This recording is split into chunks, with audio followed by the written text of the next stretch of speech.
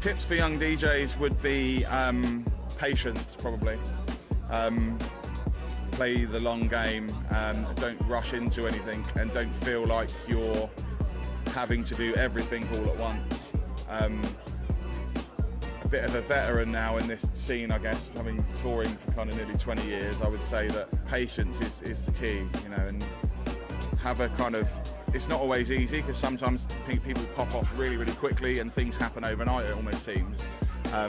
But just try and ride that wave consistently rather than too many spikes, because, you know, gradually walking up a hill is a lot more successful than, you know, jumping straight to the top and then falling back down the other side. You know? But they say, don't they, that anything that's an overnight success probably isn't an overnight success. It's been building up to that point, you know. But yeah, you've just got to be patient, which is hard because it feels like, especially with social media and people's attention spans, that everything is so reactive. Of if you don't catch people in 3-4 seconds, they're gone, you know. But yeah, I think overall patience is key with this, you know, this industry. I want y'all to think about something for a second. DJing is truly an act from God, right? We take our two hands and our imagination and we shift the vibe in the room. We create energy, and we're also making memories memorable for all the attenders in the party. That's something that should be held sacred. DJing is an act of selflessness. It's not always about how we feel, even though we have preferences, but it's about the people. So understand this: doctors heal the body, therapists heal the mind, but the DJ heals the spirit. And it's not about clout, it's about calling. And when God calls you to help people heal through sound, that's sacred. Don't take for granted. Peace.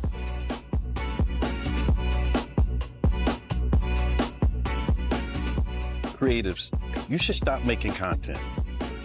In fact, you should stop making art, for your peers, that is. They're not your assignment, and they're not your audience. You should make art for the people who love your art. You ain't ready to put 5 years of grind into anything without making a quarter. Right. Don't even start. Sometimes it takes that long to get over the hump. They're not ready.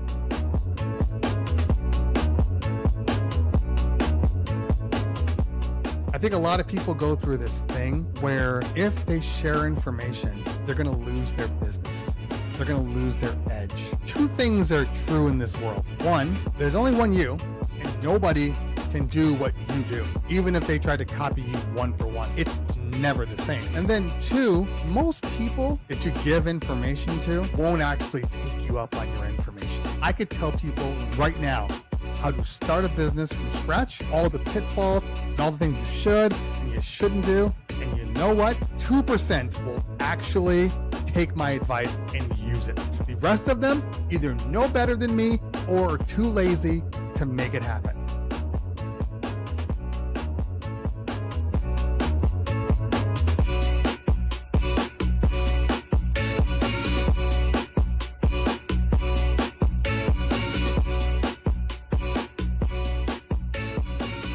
Before it's time to spin, you've got to first cue it up.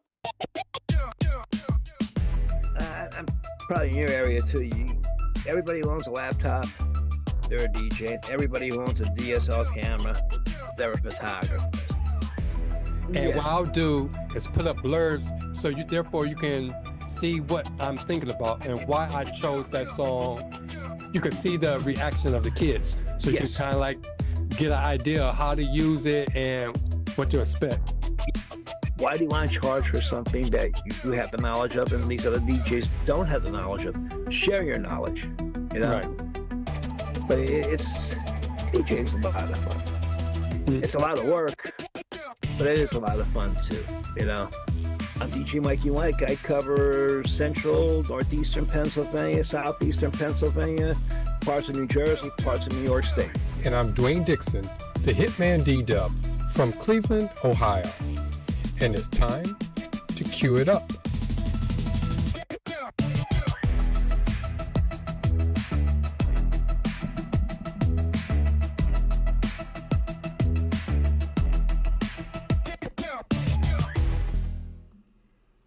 Okay, what's up, everyone, and welcome to another episode of the Cue It Up DJ podcast with me, the hitmanddub, and my friends djmikiemike and djcoolthing.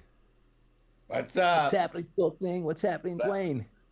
Oh, nothing. I thought we was going to have one of those nightmare technical difficulty kind of shows at the start. You know, technology you never know. You know, it's just amazing how things are just boom in a blink of an eye. You know, Right. Yeah. like last week with all that glitching and stuff, I had to go on my phone. Right. Yeah. Well, I'd like to welcome everyone who is here. And the podcast is a place for DJs of all skill levels to come, connect, learn, and grow. From pro tips to real talk, we're here to support and celebrate the DJ community. So last week, we had the Shuffle couple, Dan and Emily, on our show. And here are the 4 key takeaways from last week. One was collaborate with peers and vendors to increase opportunities and knowledge. So that's important, to network with other especially other vendors, not necessarily other DJs who are, everybody's competing for the same jobs. Connect with the vendors or the people that makes the decisions for you. Not for you, but make the decision on whether or not to hire you.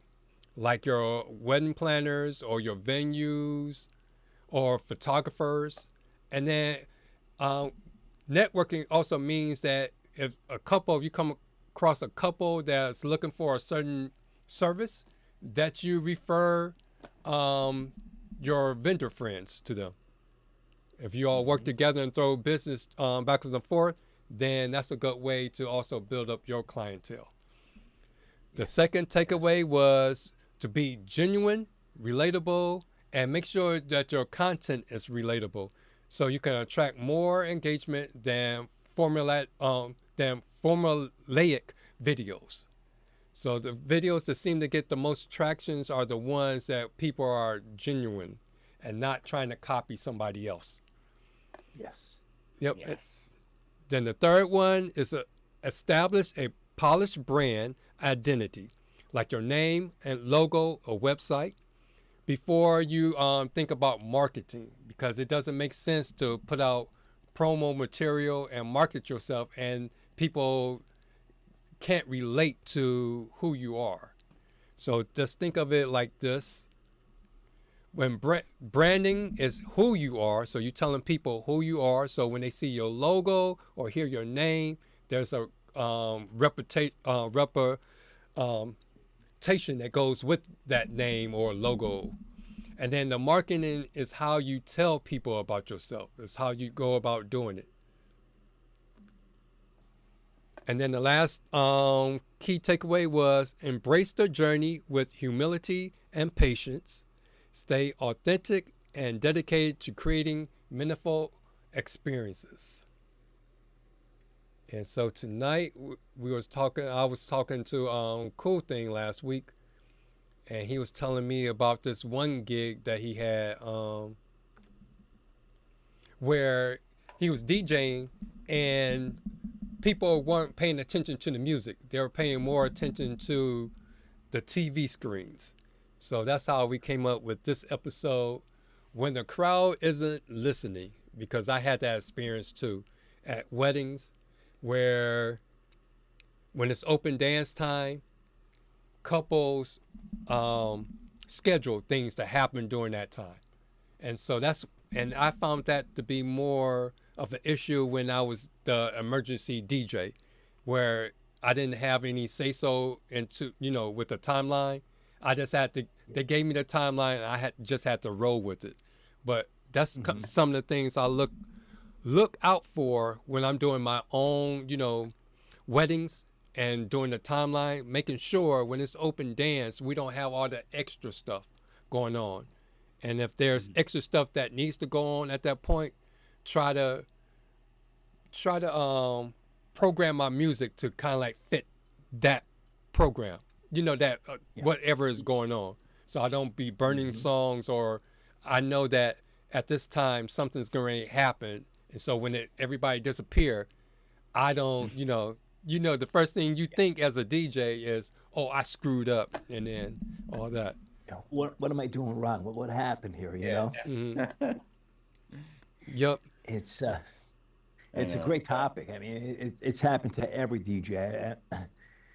There isn't an event that every DJ could say, I packed the dance floor all night long. That's so untrue. So untrue, because there's things that happen during a wedding that guests do they just vanish for a little bit. You know, it's like, what happened? You know? Yeah. Yep. So Cool Thing, since this is your idea, and then also it's Cool Thing's 8-year DJing anniversary. Yeah, 8 years. Congratulations, sir. Because on this night in 2018, I came up with the name DJ Cool Thing from a random DJ name generator. Uh-huh. Yeah. So what were some of the other names that it threw out? I can't remember. Yeah, I can't remember. So I can't remember that far back. So out of your 8 years, so when have you ever had any gigs where your mind was open dance, everybody should be on the floor, but it didn't happen? So Oh yeah, this happened like 3 times to me already. Because both my mom's side and my dad's side, it's been mostly with family parties. They're not really the dancing type, okay. I guess. So at the anniversary party I was DJing, where this topic came from, my uncle and some of his buddies were watching a football game on the screen when I was over there DJing. He told me to turn it off after we did the cake and everything. And I was like, what am I doing here? I mean, why did I pack my DJ stuff and come out here and DJ when all we were doing is watching a football game? I tried everything from the upbeat music to try to keep them on the dance floor, but nothing really worked. Okay. And what happened with the other two? The other one was my cousin's wedding back in 2021. Most of them went off and on the dance floor. They just wanted to hang out. But my cousin did tell me that for her wedding, they're not going to be the dancing type. They're going to be hanging out, enjoying themselves, but come on and off the dance floor. Okay. And yeah, I tried everything, and that didn't even work. So what? Okay, when they left, did you notice who was still in the room? No one. Well, for the anniversary party, it was one big area where it's outside with a pool and this and that and the other, and they were just all around hanging out doing stuff, and no one was on the dance floor. Oh, okay. I tried everything. Yeah, I tried everything, and nothing seemed to be working. Yeah, because that sounded like your last story sounded like the wedding I did last year, where the bridal party they were in their like late 20s, maybe early 30s, and let's say maybe 12 of them, the bride and groom, and maybe 5, brides and not bridesmaids and groomsmen, and the rest they had between 75 to 100 people, but they were old people, not only upper age, like around my age and in the 40s. I mean like elderly people. So it's like one of those things. The same thing happened with my cousin's graduation party. I was going to do like an open dance set and have some great music playing, but a lot of them were older people. They didn't want to dance a whole lot. So I tried everything, but we didn't really have any dancers that entire day. So it was I was just background music. That's basically what it was. I was just background music. Yeah. And that makes it hard. I mean, it makes it a long day for you. It's like, oh my God. I know. I tried everything from the upbeat, usual music that everybody knows to playing some old school music, but a lot of this stuff I tried didn't really work. That's when you just throw a yacht rock on and just let that go. That's it, you know? Yeah, definitely. Yeah, because with mine, it was like every time they left, I was stuck with the older people. And so I always remembered this because I remember Brian S. Redhead did a video several years ago where he was saying that every party is not like a home run. So sometimes they're not the dancing group. So therefore, you pretty much need to, you still DJ, but your focus needs to change where you try to find not throwaway songs, but songs that keep them engaged or that set the mood. Because sometimes your group might want to just socialize because they may not have seen each other for a long time. So they're just there to socialize. So you should have like upbeat songs, not necessarily to like dance to on the dance floor, but something that is energizing and happy music kind of stuff. Yeah. And then with the older people, they like to, you either do your, what's it, big ballroom kind of dance, the big band, go back to that area, the 50s and 60s, sing-alongs. That's what I did with the older group. Every time the young group went outside and I was stuck with the older people, I played songs that was more from their time period. And they were singers too. So it ended up turning into one of these impromptu karaoke table versus table kind of things. Because once one person took the mic and started singing, then the next group wanted to take the mic and they kept going back and forth. So we had a good time. But then when the younger people came in, of course, I had to switch it back and play their kind of music. But yeah, that was one of those ones where I couldn't, normally I try to play like the safe songs that appeal to both the younger generation and the older generations, and that wasn't working. So yeah, I had to switch up right there on the spot. Well, like for me, there are a couple deterrents for weddings. First and foremost, like if you're doing a barn wedding, most barn weddings, they have fire pits. It might be one fire pit, might be two. Then the venue manager brings stuff out for s'mores. The one wedding I did, they had an ice cream truck come. You'd think they would have the ice cream truck there right during dinner, like maybe halfway through dinner. No, they waited till the open dance floor started, and then they had to make an announcement. The ice cream truck is here, and one person working the ice cream truck. So you had 150 people running out there for ice cream, and there was nobody in the barn except for me and the two bartenders. That was it. And the photo booth people. And that's another deterrent too, is a photo booth. Sometimes if they open that photo booth earlier, like say during cocktail hour, this way a lot of people go in, get their pictures taken, then once all the formalities are over and they start dancing and they're drinking a couple cocktails, and they'll run over, get a picture, but then they're back out on the dance floor.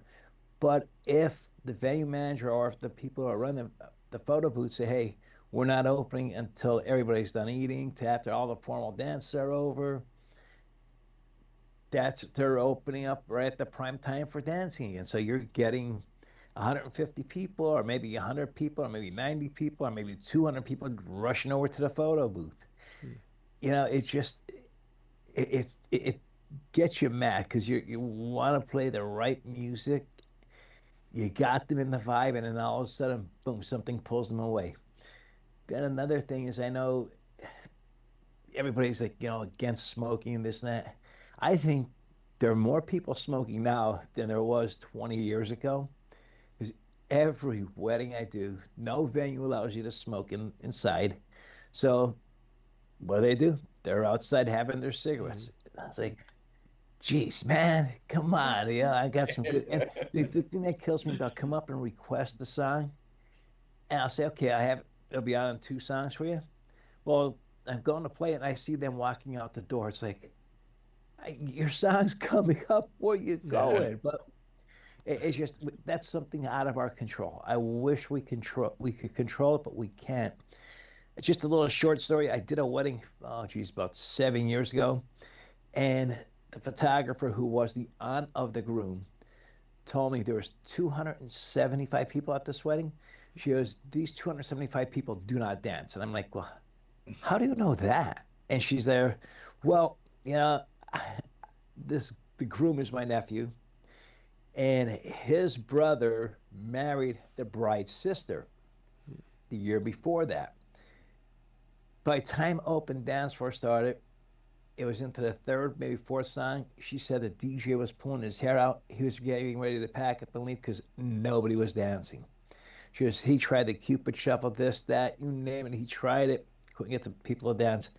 So I looked at the tables and how they were arranged. And the youngest people were the furthest away from me, which that's not my decision. I always tell them keep the younger people closer to me, keep the older people further away from me because older people want the music turned down.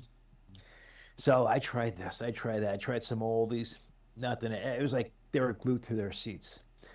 So I'm like, the only genre I didn't hit is the '80s hair band music, like Motley Crue, Bon Jovi. Man, I threw Motley Crue on, got about 10 people out on the dance floor. Threw some Bon Jovi, I got more people out. Then now we got people dancing. The photographer came running over to me. She goes, Mike, what did you do? I said, well, I tried this, I tried that.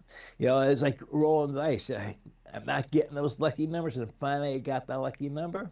Once I got that, boom, I set the hook and started reeling them in. Now they're drinking. Yeah. They're having a good time.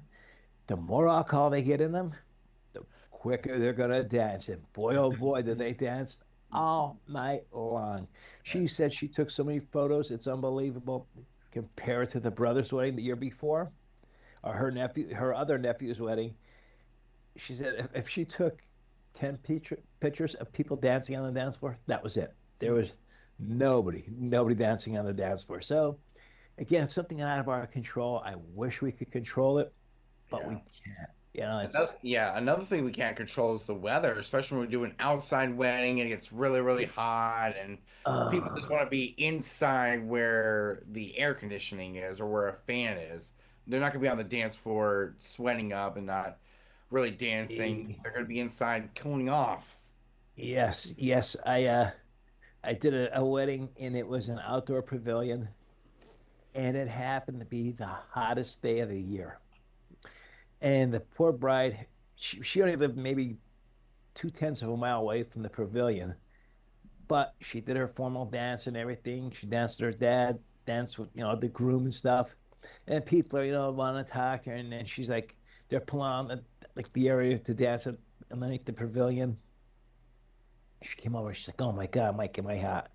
Well, when it's that hot out, I always have two 20-inch fans blowing at me. I have fans blowing on my computer, on my hard drives. I mean, I got to keep my equipment cool. I got to keep myself cool. So I took the 120-inch fan and I turned it so it's pointing straight up. She took her wedding gown, put it right over the top of the fan. She's like, "Oh my God, does that feel good?" Oh God. So it cooled her right off, which was great. But like I said, there's things we could go over with the couple during our meetings with them, but you can't tell them what to do or what not to do.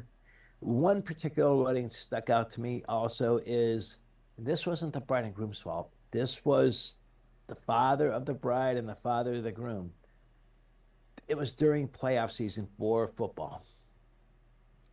What did they do? Each father brought a 50 or 55-inch TV into the venue and brought their own little link so they could get the games on TV. And the bride and groom were so mad at them, which I don't blame the bride and groom for being mad at them because it just distracted everybody from their reception. I mean, you got all the guys up here watching and yelling and screaming at the football game. You got some girls dancing, and then there were some women that were into football too, so you only had a handful of people dancing. Then when the game was over, or games were over, the reception's almost over, and now they they want to come out and dance and have a good time and party. I'm like, well, hey, this is my last song in the evening.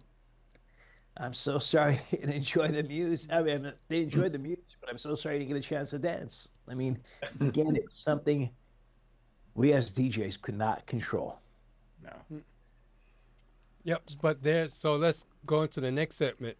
Let's talk about things that we can control. So, for example, because when you mentioned the photo booth, it made me think about when I do the junior prom at the school I retired from. They have like one of those 360 photo booths, or Yes. sometimes they bring in a photo booth with a whole bunch of props and stuff, and the eighth graders are not big to begin with, so therefore, because I think they're lucky to have 30 kids there, and then maybe add 20 at the most from like seventh graders or sixth graders that's brothers or sisters, or, the eighth graders. So when they all go to the photo booth, that's pretty much my dance floor.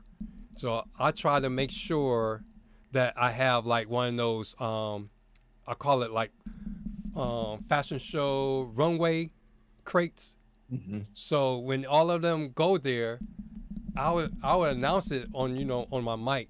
Make sure you go take your pictures, take a group pictures. So therefore I can always reset the room. But then while they're over there at the photo booth, I'm playing those photo kind of songs that talk about taking pictures. So to get them in the mood of taking those great pictures and posing and all that. So that's how I kind of like deal with that issue. But then go ahead. What I like to do with the photo booth is I like to talk to the operators of the photo booth, and I ask them, when do you plan on starting to take the pictures? And they say, well, usually after dinner, and because some weddings the formal dances come after dinner, which I don't like. I like all the formal dances to come before. So I'll say, hey, maybe if you start it during cocktail, are you all ready to shoot? Oh yeah. Well, if you start it now, you're gonna be busy. They're gonna sit down and eat. You're gonna sit down and eat. I'm gonna sit down and eat. Then once the dinner's over, you're gonna be busy, and I'm gonna be busy because the people who got their pictures, they're gonna be dancing. So, working with them, talking to them, and 9 times out of 10 they'll agree with it. So, which is great for both parties, for them and for me.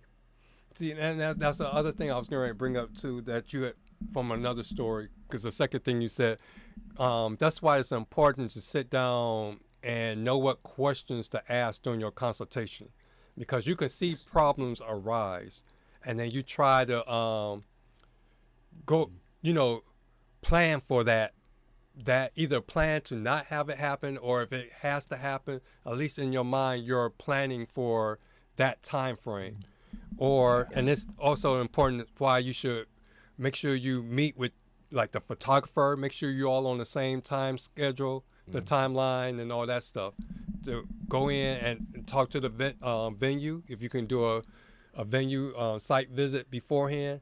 Because a lot of times if you go in and talk to people ahead of time and communicate, a lot of that stuff can be alleviated, or it won't seem like it's a big, huge problem when it arises.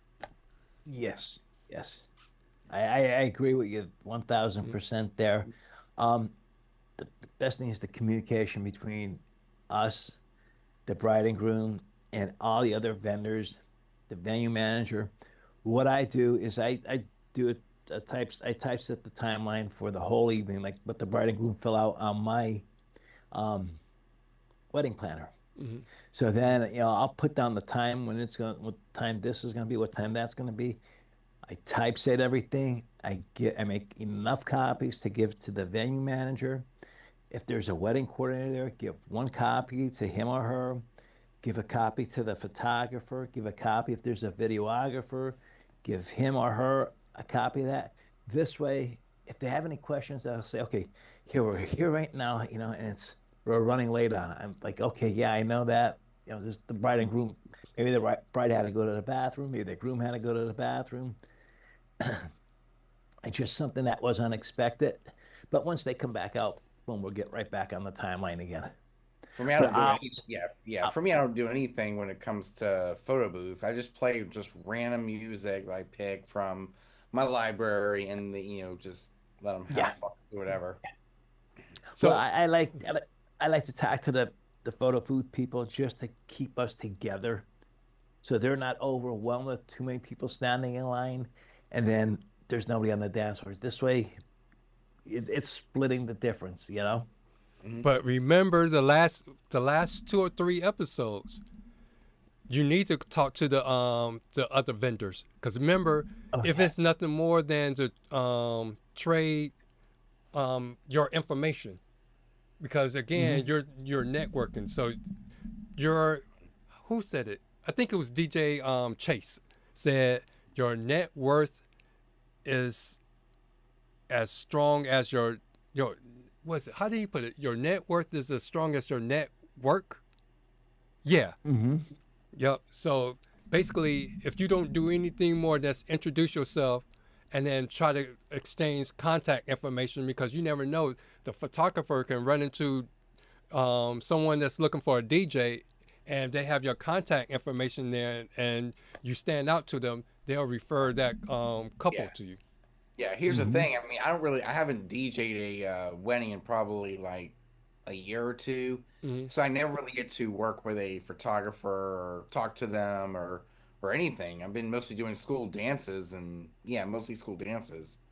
Well, And the people who run those photo booths is probably the school staff and the student council. Well, the one thing with school dances, and I plead with the teachers that are running it, when we're ready to start dancing, I know they don't want the lights shut off completely, but please dim them down. Kids will not dance when the lights are on. It's so, the boys will be on one side, the girls will be on the other side, and maybe a couple of girls will come out dancing. Then the boys will come out, and then the next thing you know, you see the girls scatter back to the other side. It's like, So I go up to the teacher, I say, hey, just how about giving them down a little bit?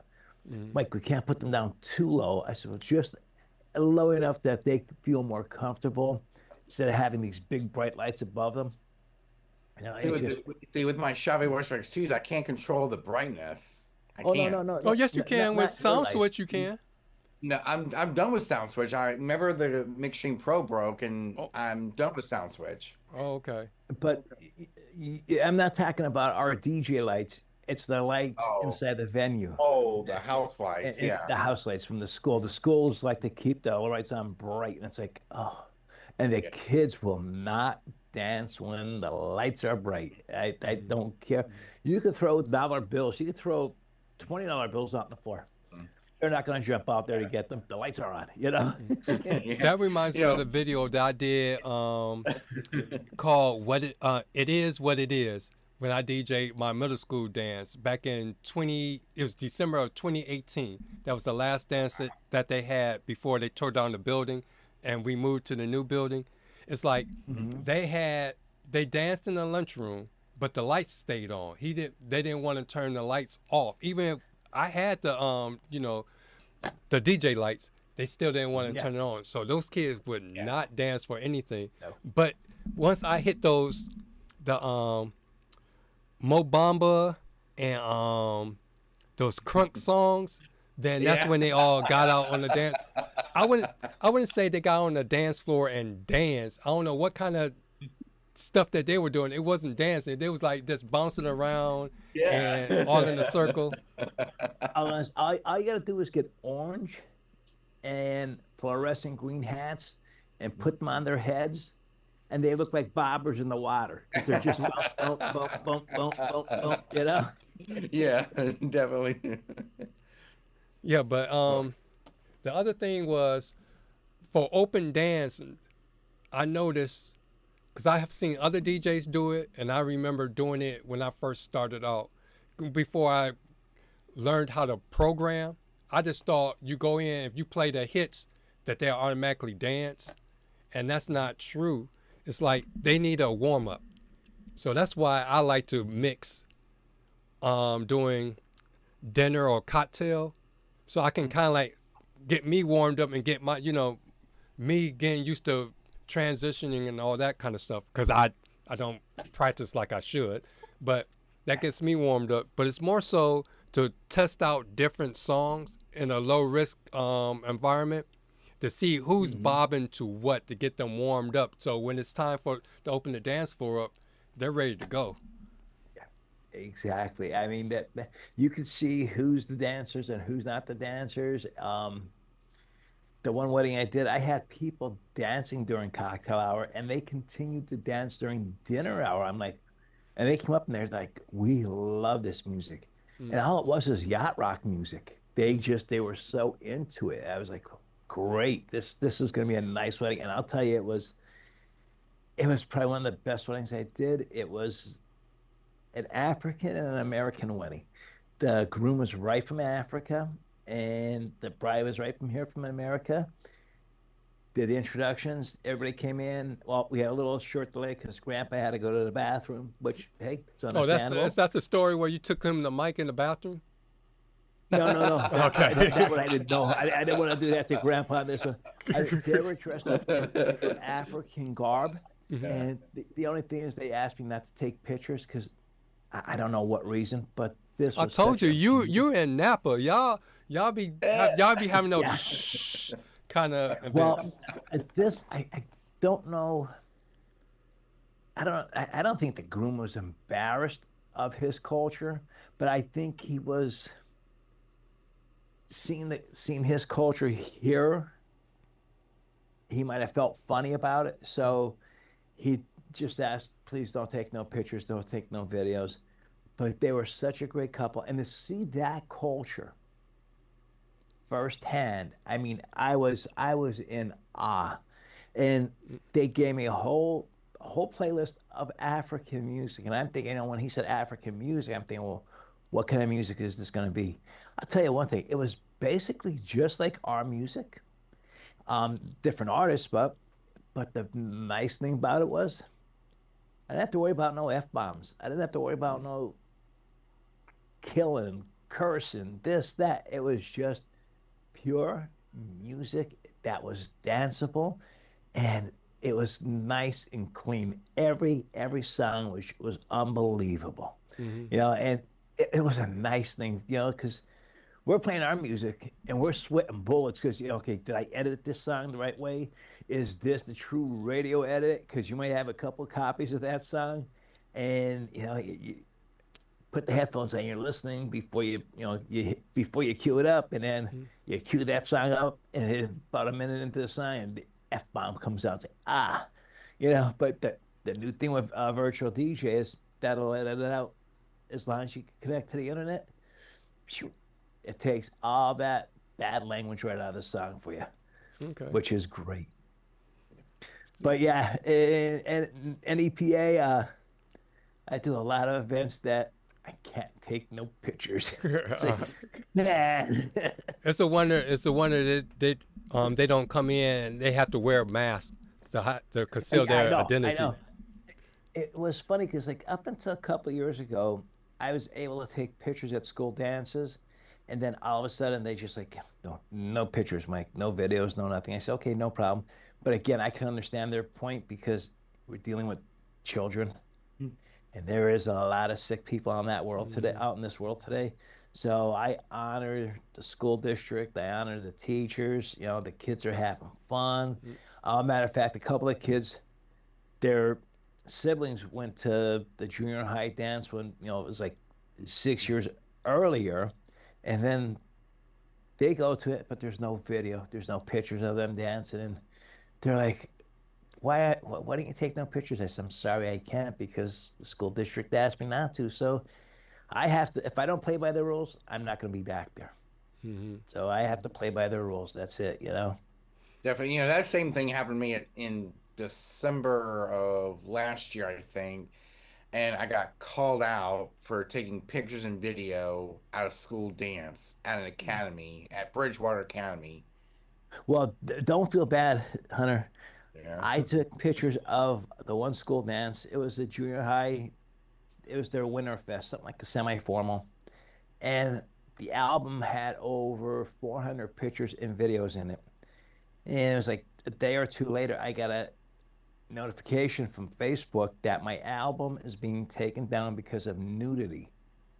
I'm like, nudity? Well, there's no nudity. It was a school dance. So then I started going through my pictures. I'm thinking, did somebody drop a picture on there?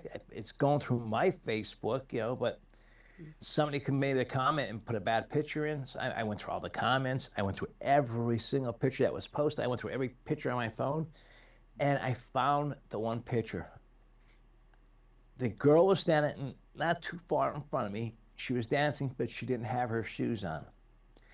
The one mom I know was aggravated at the teacher who ran the dance, and he upped the price by $2. And she was mad about that. So she reported it to Facebook that there is nudity in the album. So I had to write a response to Facebook, and then it was like a day or two later they responded. They went back through every photo too, like I did, and they found there was no nudity in it. So they reposted everything back up for me. I'm like, oh, geez, thank God. You don't want to see something happen that to any DJ or any videographer or any photographer or any photo booth person. I mean, we all respect the children. We all respect all the guests that are at each venue. That's the whole thing. Now, Dwayne, I have a question for you. Mm-hmm. After COVID, how hard do you feel it was to DJ a wedding? It was super easy. Oh, oh yeah, it was super because they were ready because they eloped, so they didn't have a reception. That's the one that I did at Chippewa Lake, and because there's two videos up there. This one I just posted this week where they were saying encore, encore. It's the one where the guy takes his shirt off, start waving it, and then he has the girl on his shoulder, and they say encore, encore, one more time, one more song. DJ Dwayne, one more song. It's that one. They were ready to party. In fact, because I was going to say, in Bible, I always ask them, rate your guest from 1 being not a dancing crowd to 10. They gave them like an 8 or 9, but they were a 20. They were ready to party from Jump Street. Yeah. So it was like I could do no wrong. I don't know how it was in Ohio, but here in PA, they opened everything back up. But once you stood up at your table, you had to put your mask back on. If you went out to the dance floor, you had to put your mask on. So people didn't want to dance. Mm-hmm. And it was so hard. You might have had a couple of ladies come out to do the Cupid Shuffle. Then if you played a couple slow songs, some couples came out to do that. Everybody was so afraid of getting COVID. But I couldn't understand, you're sitting there, you have your mask off, but as soon as you stand up, you don't even have to walk away from your table. You just stand up, you got to put your mask on. I'm like, what does that 2.5 feet difference? I mean, it doesn't mean nothing, but to the Pennsylvania law, it meant a lot. And then you had the guests there, a lot of relatives, a lot of friends that didn't see each other for years, because of COVID. They FaceTime or talked to them on the phone, but it's not like seeing them in person. Once they see them in person, they were shaking hands, they were hugging, with the masks on again. And it was so difficult. The first 6 or 7 weddings I did,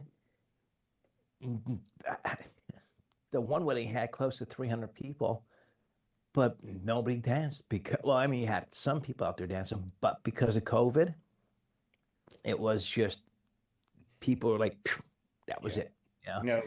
It was around that time I DJ'd my first wedding. It was 2020. It was like October of 2020. And this is when everything was just lifted. And I guess people were still not comfortable yet. But yeah, it was like when I played a line dance. They got on the stage. Whenever I did a slow song, they were on the stage. And yeah. The vid changed not just the DJ world. It changed the venues, photographers, videographers, photo booth.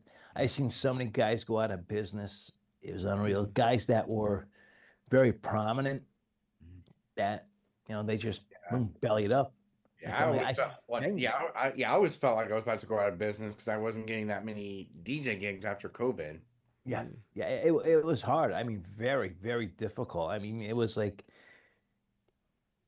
I was getting gigs here and there, but it was, whew, then you go there, you had to bring a mask with you.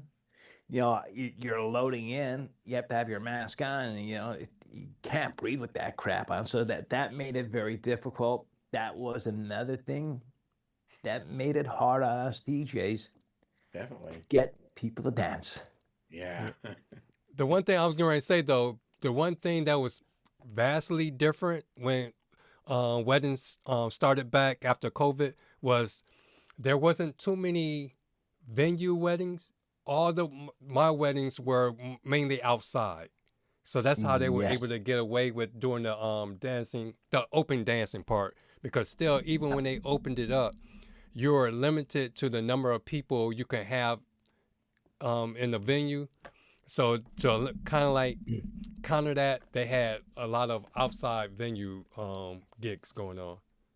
Yes. Yeah. Yep. I did a 4th of July party, and the cops actually came.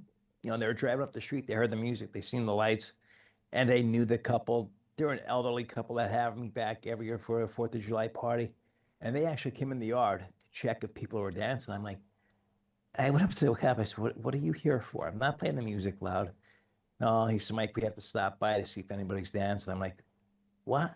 He said, "We know they don't have to wear the masks, but we don't. State laws, they don't want them close together." I'm like, "They have to be 6 feet apart." I'm like, "You gotta be kidding me!" Like in their own backyard. In their own backyard. That's insane. Yeah. Yeah. I mean, it was such a shame. We bounced back, but nothing's the same since then. That's the sad thing. It just changed everything. A big wedding today is 125, maybe 150 people. 125 people going back before the vid, that was a small wedding. Now that's a big wedding. It's like, wow, oh boy, like I sit and think back, when I was doing weddings, 200-300 people. Now you're down to 100, 125, 65, 70 people. Just it's a total change. And then the venues are charging more because the prices of everything went up. You can't blame the venues. So now they put the price hike up. The couple can't afford to invite more than 60, 70 people to their wedding. Or even graduation parties too. It was the same thing for them. I mean, it was a shame. Yeah, because a lot of the people wasn't spending a lot of money either at that time. No. Even though they were on unemployment, collecting a check, they were collecting actually more than what they were making while they were working. But they were spending that money for other things than saving for their wedding or saving for this or saving for their son or daughter's graduation party. They were taking that extra money and blowing it, like, boom, we're going to buy this, we're going to buy that, we're going to go out and buy this big screen TV. Yeah, I want to shout out Adrian E. He's in the chat. Adrian. Hey. I just figure everybody's going to be on Start to Spin for a second since the king is over there. Yeah. But if you haven't checked out Start to Spin from last week, Adrian E. was the guest on there, and they had a good show. Yeah. Talking about networking. And it's what's funny? When we do our show, and because we don't talk about our show, and sometimes we don't even say what we're going to do until the last minute to do our show and then go watch their show. It's like we're almost talking about the same thing, but it's different, but it's still the same thing, and it's still the same kind of message. So it's cool. Now, going back to networking. Don't forget this show on Monday nights at 9:00 p.m. Eastern. We got 3 more weeks to go live. The one thing about networking Like I talk to a lot of DJs, um,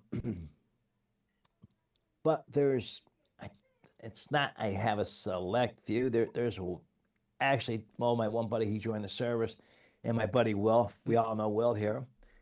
He's my go-to guy if I'm booked already, and I pray that he's open because I know he is a solid DJ. There are a couple other DJs that they're very talented, but they like to tip the bottle while they're DJing. That's one thing I'm totally against. So do I refer them out? No. I'm sorry. I don't want somebody, they're not using my name, but it's, oh, well, DJ Mikey Mike referred him, so he has to be good. And then all of a sudden, the DJ's drunk, the DJ's saying the F-bomb on the microphone, or the DJ shows up late or decides to pack up early and leave. No, I want to network with I network, but there's only just a couple people that I will refer out as DJs. As for photo booths, my one buddy, I refer him out all the time. If it's selfie booths, another buddy of mine, I refer him out all the time. But I network with all of them, talk to all of them, but you have to have a select few. I mean, you know who you would, if you were, how can I say, if you were supposed to DJ that event and you couldn't, would you refer this DJ who you know personally will probably make it a disaster? Or are you going to refer this DJ, you know, is going to be almost just as good as you? So, but you're still talking to everybody. So it's great to network. Definitely network. Yeah, I was trying to be slick while you were talking. I just give up. Oh, speaking about DJ Will just popped up. He's in the chat. Hey, Willie, how you doing, buddy? Hey, Will. What's up? Yep. He got all his paperwork done. Okay. Yeah, that's what I just turned in my tax stuff to today. So I still gotta do my DJ under itemization and all that kind of stuff. But I was trying to be slick while you were talking because Adrian E had a good post that I had liked. Something about what was it? It had something about when I was young.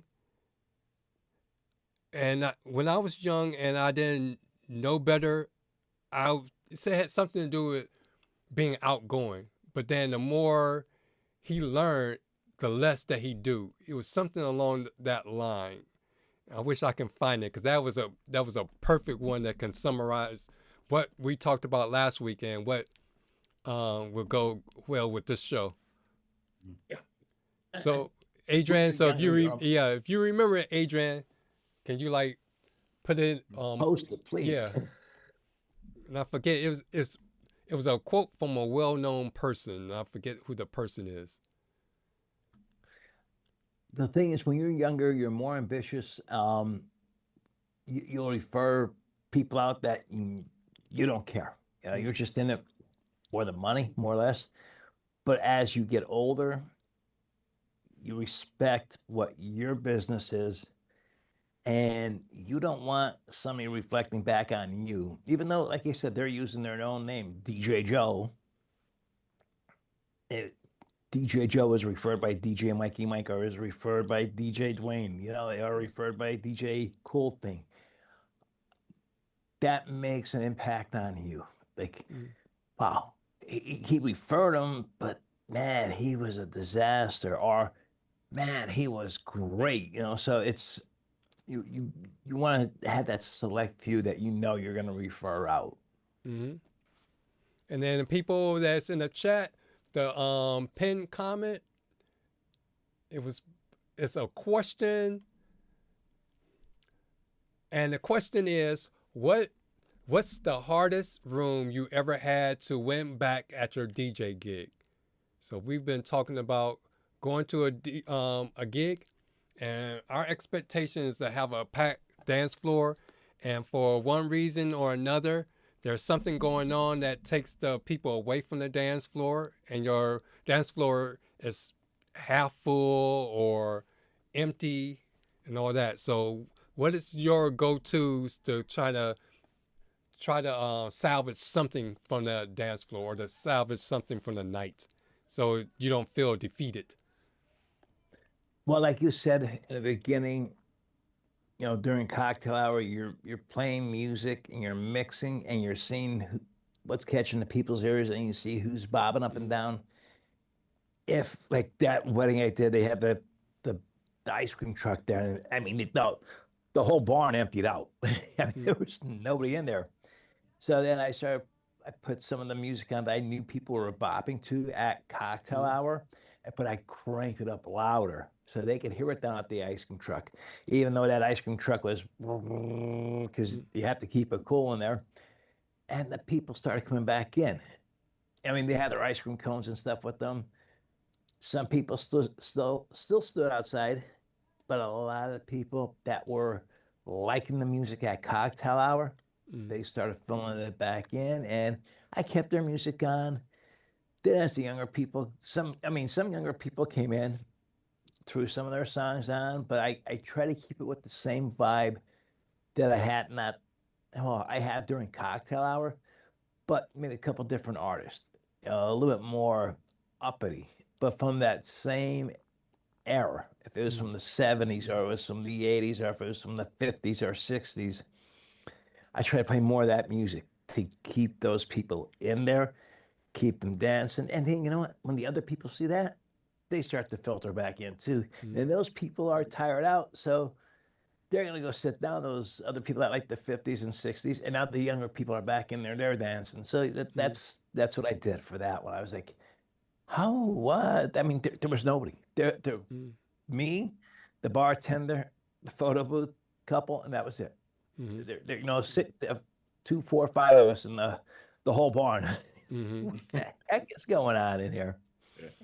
And then, how many of you all actually go out and, like, if you have to dismiss tables or go and mingle among the guests, how many of you all actually talk to the guests and then see what kind of music they like just so you can get a clue of, if no one else danced, at least you can try to win that little group over. Do you all do that? I Yes.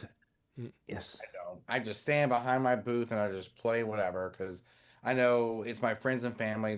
They trust me, and I usually play more of the slower songs that are 120, 100, 110 beats per minute, and then I move up to the bigger songs when it's time to open up the dance floor, so I don't wear them out too much.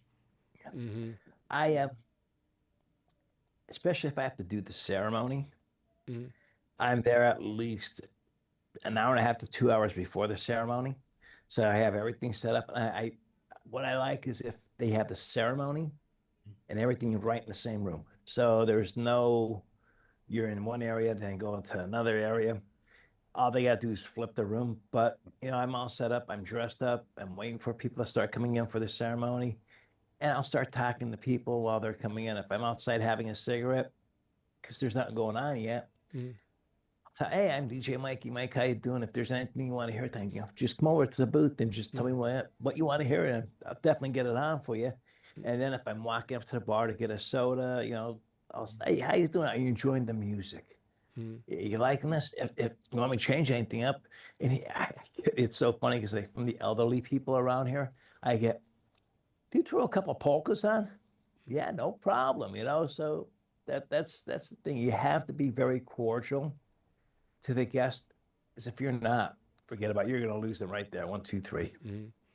And another thing that I do during consultation, I stress to the couple that, especially the bride, wherever you go, that's where a lot of your crowd goes. Oh, so if we can work together and keep you on the dance floor, or at least in that area, then at least I know the majority of the people will be there. You nailed it right there. Yeah. That bride is like the queen bee. Wherever she goes, all the other bees are following. I did a wedding 2 years ago, and the room told me, our dance song, our first dance is like 3 minutes long.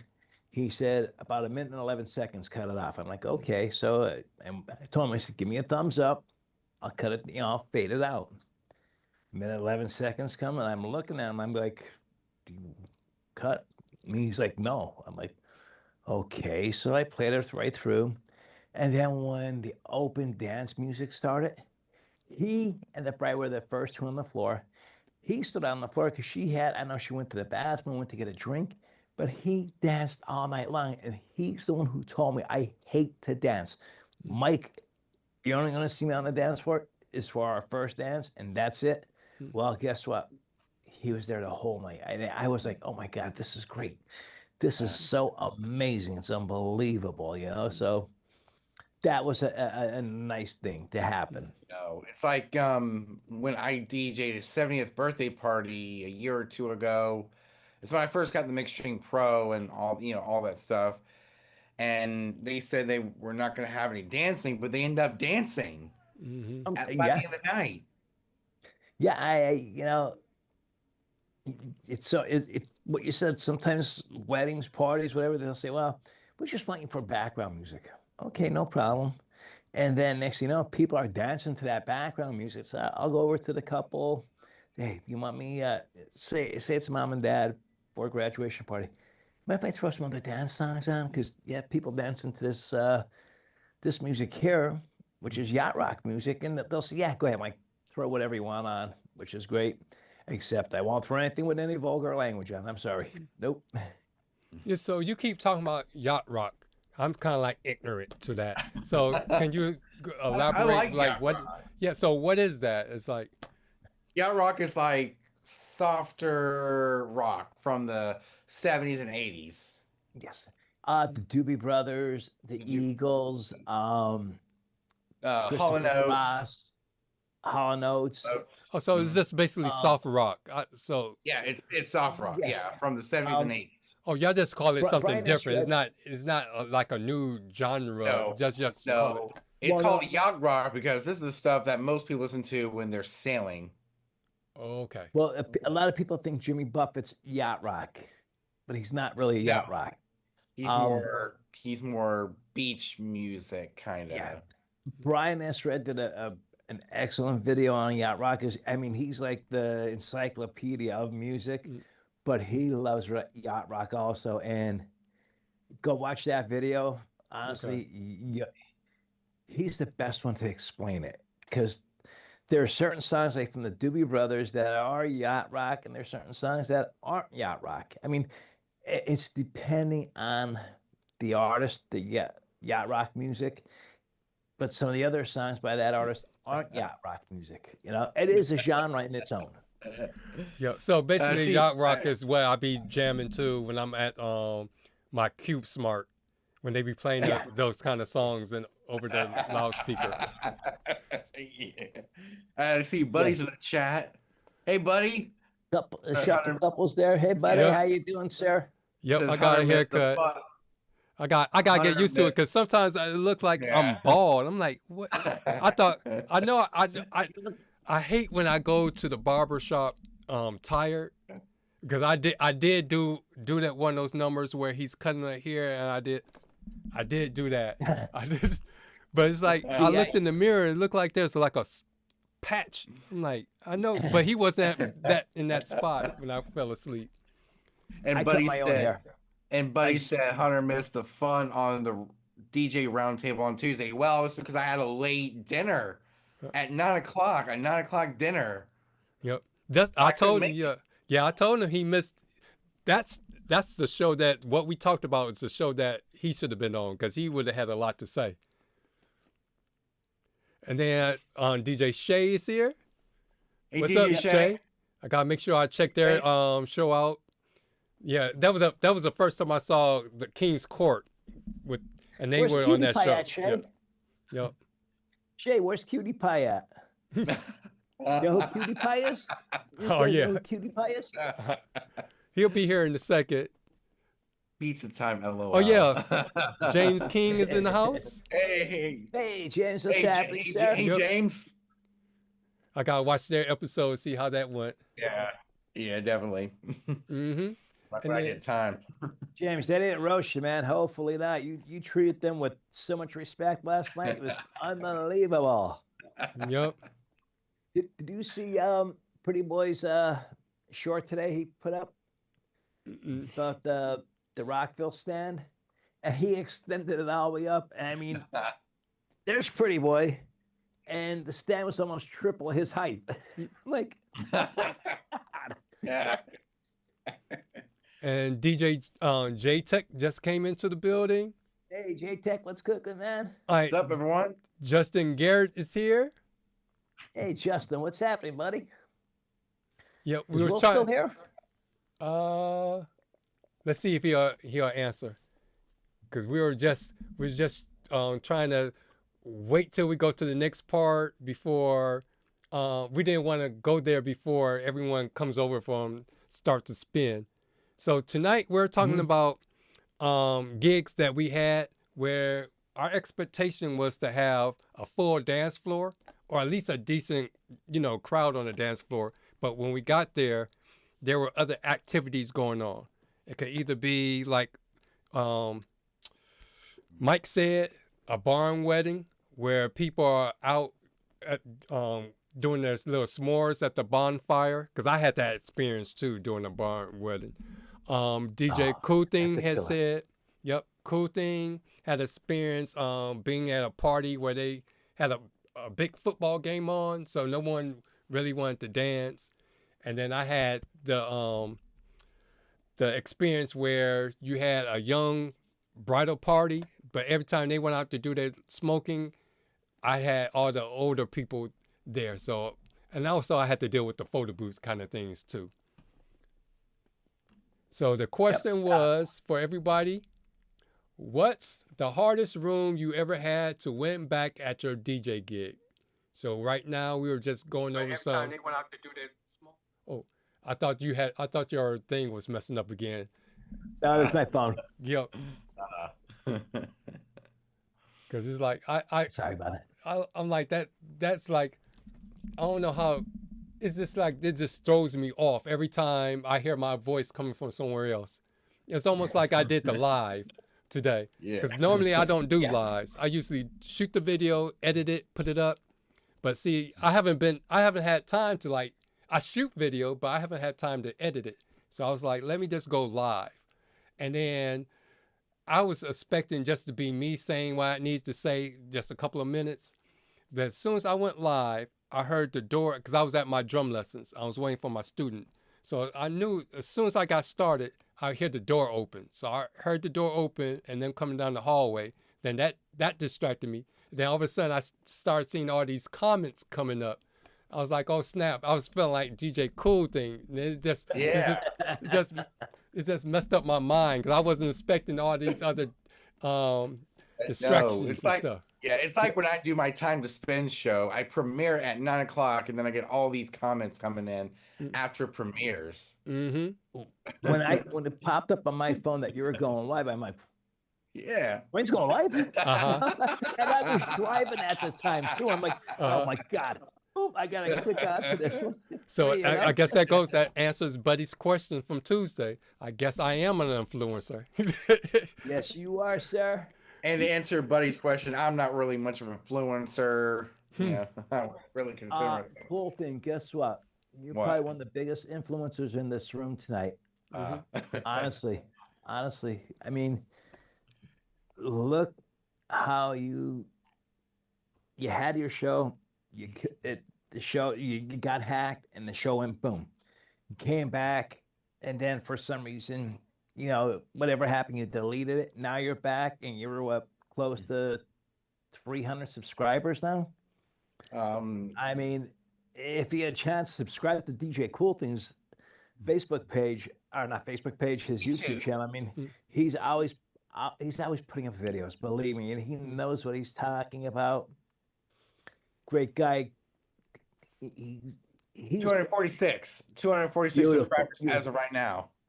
I mean, you have so many obstacles that you overcame, and from the time I met you to today's date, You have changed 1000%, and I'm so proud of you. And I know Dwayne's proud of you. Like I told you in the past, me and Dwayne got your back, man. Definitely. Believe me. You're a heck of a guy, let me tell you. Yeah, most of the times. Because sometimes I come in and try to have his back, I get attacked. I'm like, I didn't say and do anything. But see, he's changed since then, as you can see. So that's he's on a positive attitude, and I'm so happy to see that. I mean, great guy, and cool thing. I've been looking for that controller that you have that broke on you. I've been searching all over, see if somebody's selling one used, and so far I haven't seen anybody that's selling one used. It seems like whoever bought them, they're keeping them and they're working with them. So it's like, geez, come on, somebody can cough one up, Yeah. Yep, there's something I was going to say. Oh, yeah, Cool Thing is an influencer. He influenced me to go and subscribe to BPM Supreme. Supreme, yeah. Because that's every time I watch the videos back in the day. Yeah, because I heard about it from DJ Bar. Yeah. And that's all he talked about was BPM Supreme. And I didn't really know you or Bright Eyes or Reflex or the Moose.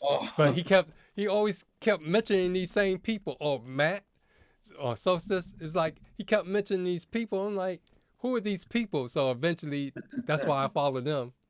Yeah. It's so funny you brought up Bright Eyes' name, because Bright Eyes he lived up by where Will lives now. Yeah. I was setting up for a wedding. Him and his sister came in, Now and you they were moved to passing Ireland. out. They were passing out their card and their brochure to the venue manager, and then they came up talking to me, and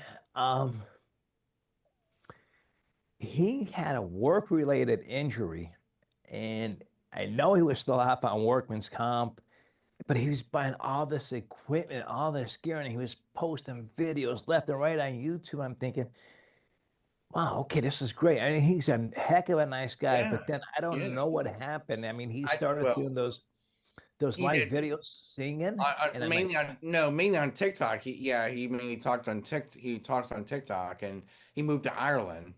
Yeah. Him and his family moved to Ireland. Yeah, his sister lives down in Tennessee. I chat with her. I chat with him. I mean, he's a hell of a guy, and his eyes are that crystal blue in person. Believe me, he lived about 40 minutes away from me, and he's one heck of a guy. But when he started doing that singing and those YouTube videos of him singing, I'm like, uh-oh. Bright Eyes, I don't know what's going on with him. And then even his sister said, "Did you see my brother doing these stupid videos?" I'm like, I don't know. I just don't want to say it. I thought they were good at first, but then I'm like, oh, he's stretching this out a little too far now, Yeah. And I see we got some more people. Your buddy's here, Mike. So Diego finally showed up. Hey Diego, what's up? Hi. What's up, Diego? PewDiePie. Yeah. And then we have a new person, Boy. DJ Nuno R. Yep. Hello, sir. Hey, what's up? So here's some of the comments about their experience with the trying to win back the dance floor. So DJ Nuno said the hardest room I had to win back was a wedding I did that the dinner was set up in a different room than where I was set up to get the crowd from one room to the other. It was very difficult. Yep. That's next to impossible. It kills us DJs. Yep. And I don't know if this was a spoof. I think it might have been under the, what is it, Cynical? No. What's the other DJ room? Nonsensical DJ or something? It's the one you told. There's a bunch of them. I don't know. I used to belong to a bunch of them, and then I got out of them because it's the new one. Let me see my groups.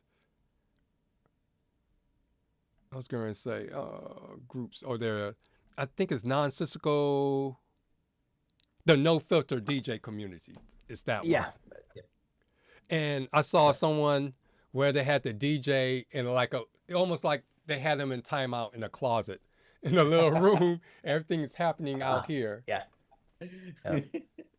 It's so sad. Some of these venues, I don't know where these people come up with these ideas that this is going to work.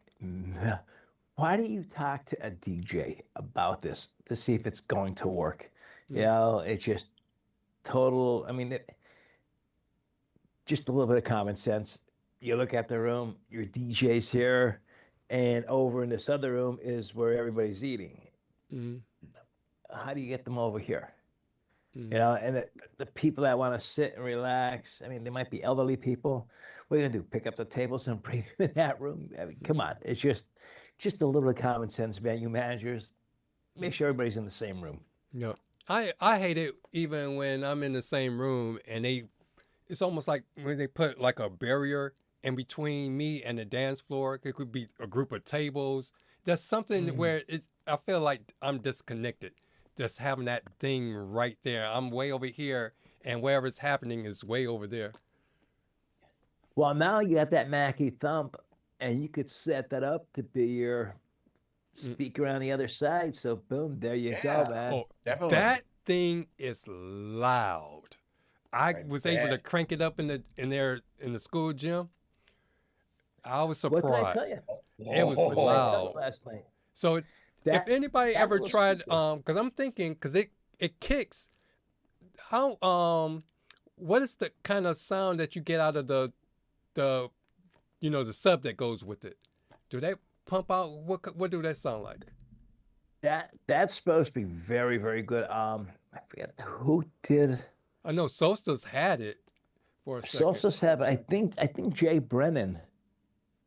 I'm not sure if Jay did or didn't.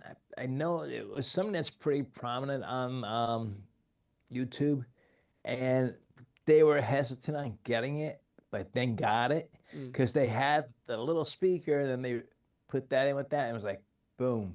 It's something like with the E-Verse 8, and then you're throwing that on with the EV 12-inch sub.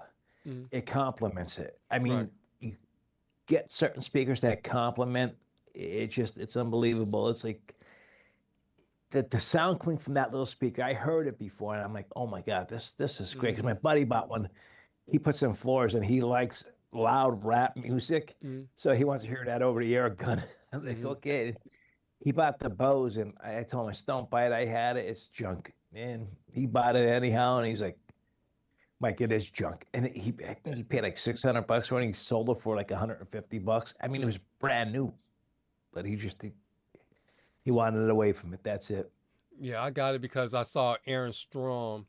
He did a video. I'm thinking, because I guess he bought a slew of battery operated ceremony speakers. I think he got the new QSC one, but QSC CD10.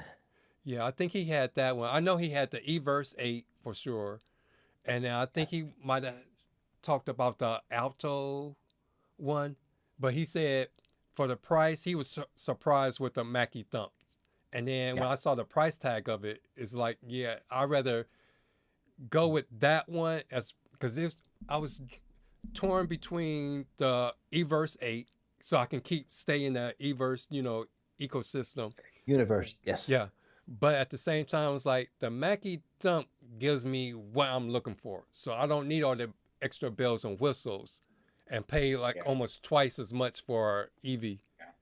Yeah, I was about to get EV back in 2020 for Christmas. It was either the JBL Eon 612s, which I got, or the EV ZLX 12P. So I went with the JBLs because they were right in my price range.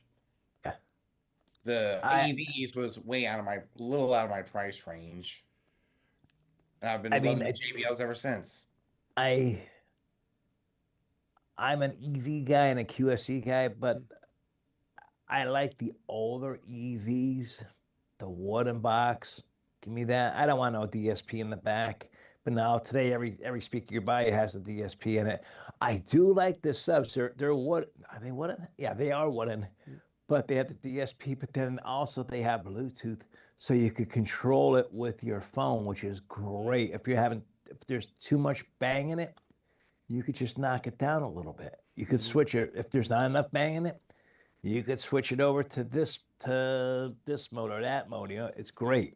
Yeah, that's what I liked about the EVs, and that's why I liked that Mackie has.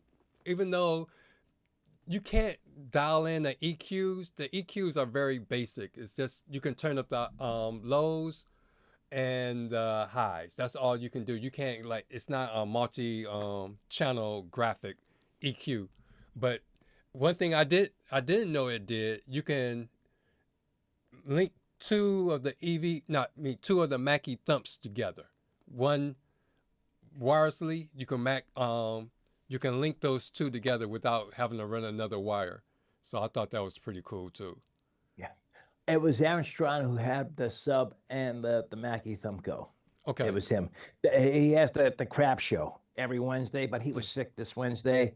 I follow him. He's a hell of a DJ, and he's from Pittsburgh, Pennsylvania too. So I got to give him a shout out there. He likes the Steelers. That's his only downfall, you know. So he is him and his wife Amy.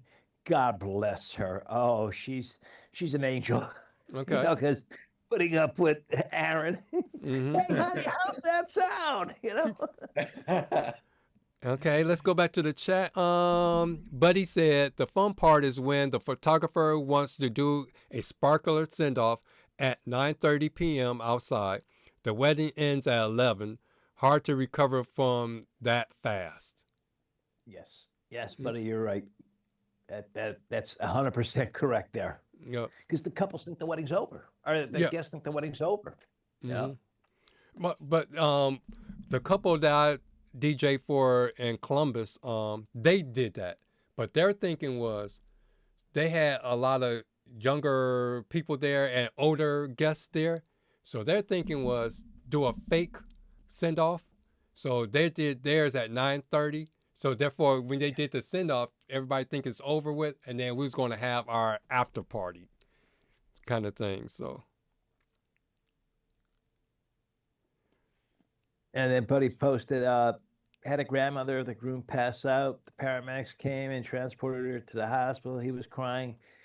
It was an hour later, and we got word that she was okay. She wanted to come back. Thank God she was okay. I heard a story of a wedding, and sadly to say, it was the father of the bride. He passed away right before the reception. He did see her get married at church, and they were coming to the reception, and sad to say he passed away. I mean, you never know what's in store for you. So I always try to live a good life. You know, don't cast no. My main thing is don't cast no stones. You know, you all live in glass houses. You cast a stone, it's gonna come back and smash a window on you too. So it's just unfortunate. This young lady lost her dad on the most important day of her life. But pretty, but I want to know how you like my camera. It looks awesome. Thank you. I this killed me on my PC. It's working. I'm not gonna change myself. So you're using your PC now? No, I'm using my Mac. Okay. I gave up on PCs. Hey, buddy, I'll ship my PC out to you if you want it. So we have Justin. He says we have one venue that has in the corner on a stage shooting sound through 35 feet of tables to get to the dance floor. So yeah, he got all the things that we talk about in the corner on the stage, and then they got him way off from the where the action is happening. He said, and then Buddy said 35 feet is fun. That is why I love doing wireless speaker systems. And then the Shuffle couple said, I saw a video online this week that an Everse 8 took down an Everse 90. Yep, I saw that one. Make sure you check that out on the Shuffle Couples video. Because I'm just amazing. Because you see how big his speaker is. That what did he have? It's not the Everse 90s. Those things are huge. Every time I see those things in the video, it's like my back's just start hurting. I don't even have to lift it up. I just look at it and my back is hurting. Yeah, they're massive. I'd say no way. I'm sorry. You're gonna have to have 2 to 3 people like just to carry that sub in, and it's massive. That's all. Now, unless you, how do you get it in? Do you pull it? Do you have like a dolly to carry it in, or do you have one of those moving? You know, like the movers have the flat board thing with the wheels on it. I think they come with wheels on them, if I'm not mistaken. I'm almost pretty sure they come with wheels on them. Okay. Yeah, if he's still here, how do you move your Everse 90s? Also, James, how heavy are the 18s? You talking about the Exciton Excitons, 18-inch? yeah. Yeah. How heavy are they?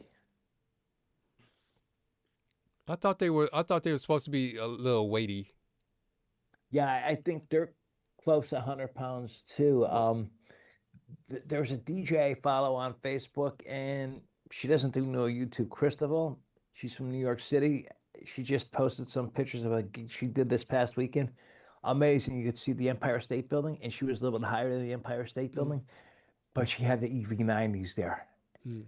And I don't know if it was her husband that got them up in there. I mean, yeah, of course, there's elevators in there, but still, I seen these speakers. I'm like, oh my God, they look like a coffin. That's how big they are. You know, it's like, oh my Lord.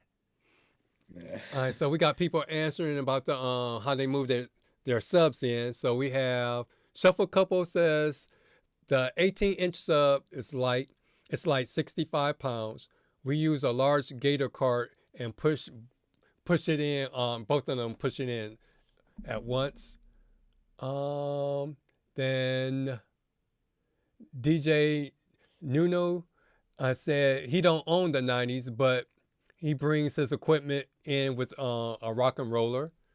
I have the on stage like version of that. That was that was Sam That's Ash's. exactly what I have too. But I got to put W40 on mine because I was out in the rain and now it's rusted so it doesn't slide in and out. It's good. Yeah, I hear you. I have a rock and roller.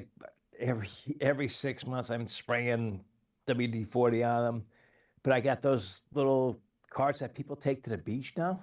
Oh yeah. I love those things, man. You pack your lights in there, pack your computer or hard drives, and zoop, away you go. I don't care what kind of terrain you got to go over. It's perfect. It's just you're going right over it. And let me go down. And Buddy said Hunter needs a coffee. No, I don't. I just had a coffee before I left the hotel. Dunkin', right, Hunter?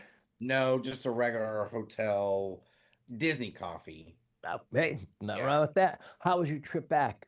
Oh, it was long, 7 or 8 hours. I was thinking of you today. I'm thinking, I'm praying for your safety, for your family safety, getting back. You know. Yeah. Especially getting caught in traffic and bad weather once we hit South Carolina. I love your T-shirt. What's? Oh, it says Tennessee. Cool. Buc-ee's, Tennessee. Cool. We actually stopped at 2 Buc-ee's on the way there in St. Augustine, Florida, and Daytona Beach, Florida. Nice. Yeah. I got like this that. a long time ago. I like that. Yeah. Now I'm feeling like James King yesterday, trying to keep up with all this chat. I know. I mean, he gets slammed with them. It's like boom, boom, boom, boom, boom, boom, boom, boom, boom, boom, boom, boom. Just imagine what it's going to be like in the next 3 weeks when I start going live with me and Reflex. Yes. Oh man, it's just going to keep coming in.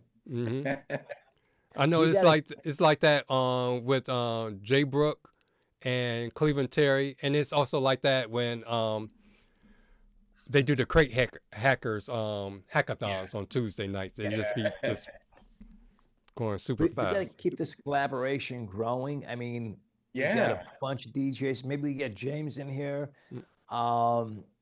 Even Sunday nights, the gear guys. I mean, we're here to learn from each other, not to put each other down. I mean, Oh. this is what it's all about. Everybody's joining the chat. Everybody's discussing different things. Same thing with James' show last night, and That's what Jay's and Pretty Boy show. They're I know they get slammed with comments too. I wish I could watch their show, but I think we're on at the same time, aren't we? Yep, I try to usually catch. I usually try to catch them in the middle of the week or something. And that's what this show is all about. My show, Time to Spin, is all about helping DJs survive and thrive in the modern DJ world. Yeah. Yep. I going back, like you said about Brian doing this video about being an influencer. He's more than an influencer.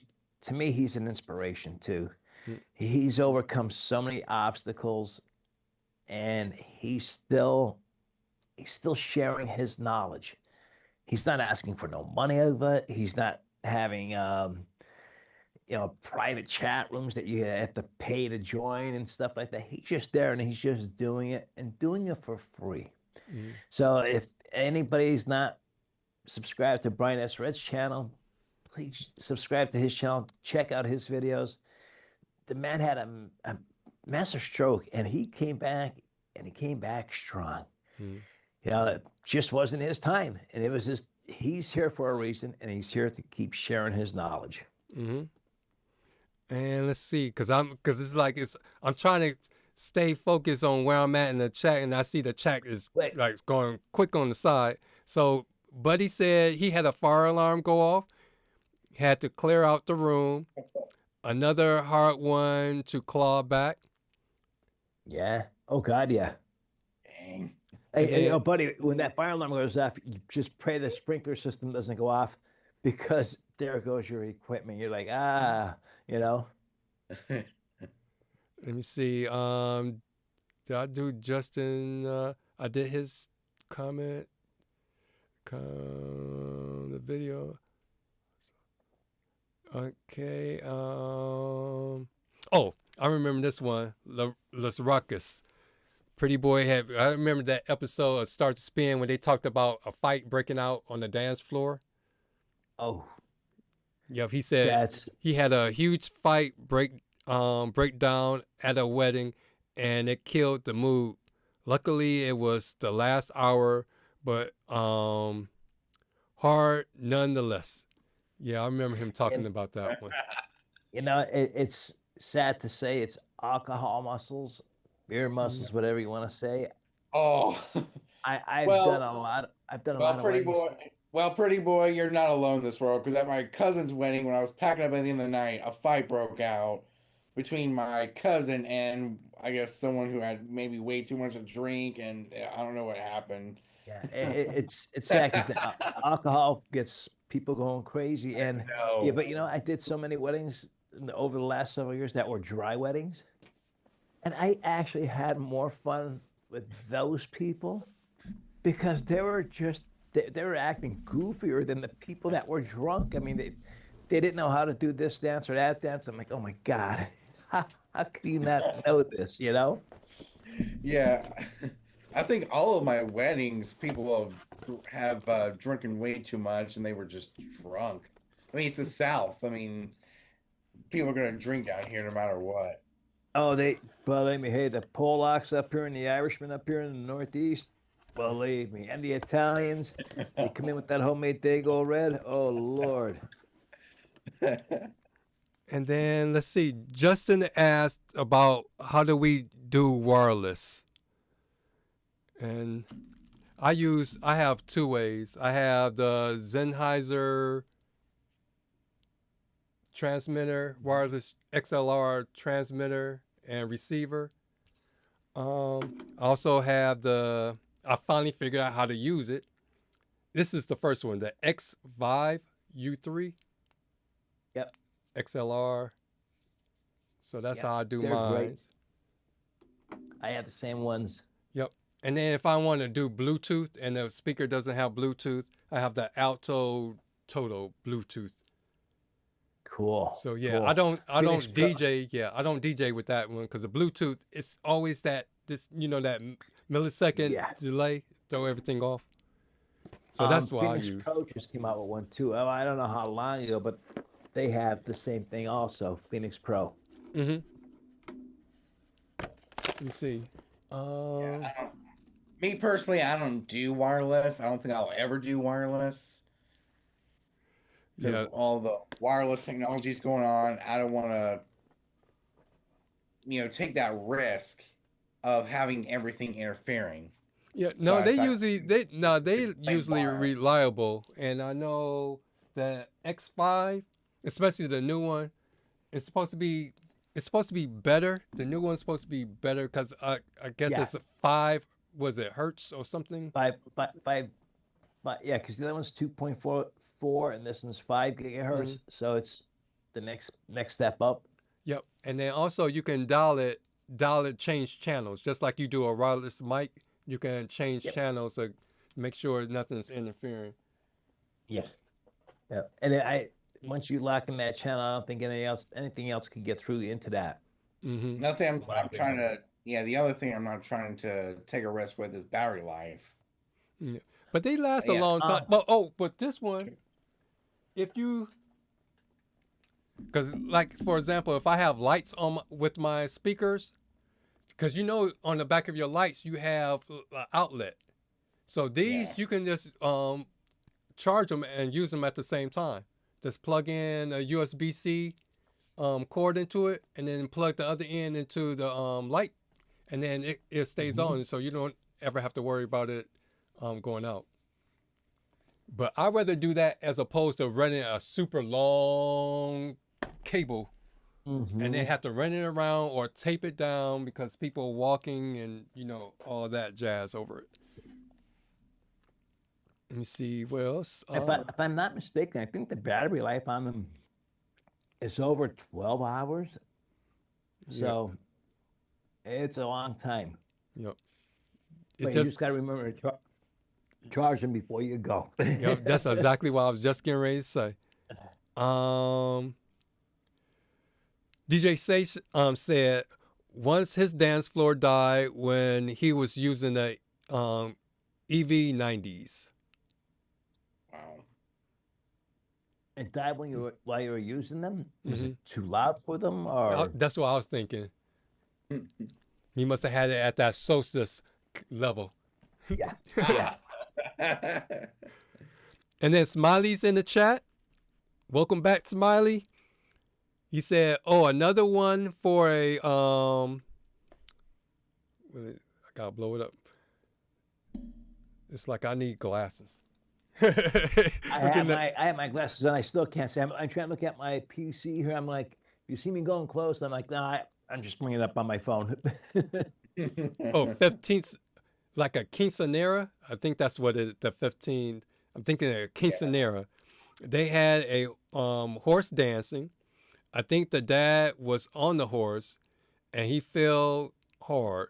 They took him into the ER and everything wasn't the same after. I thought he was going to say, because I know in horses, I hate marching in a parade behind horses because they just crap big, huge chunk all over the place. Yeah. And you don't know where they're going because it just pop comes right out of them. I mean, their tail will come up a little bit, but sometimes it's too late. You're like, oh boy, I gotta clean that shoe off a little later. And then Shay said, going back to his EV90s, he said that's when he switched to the Everse and it became a Rager. Yeah. Let me see, going down.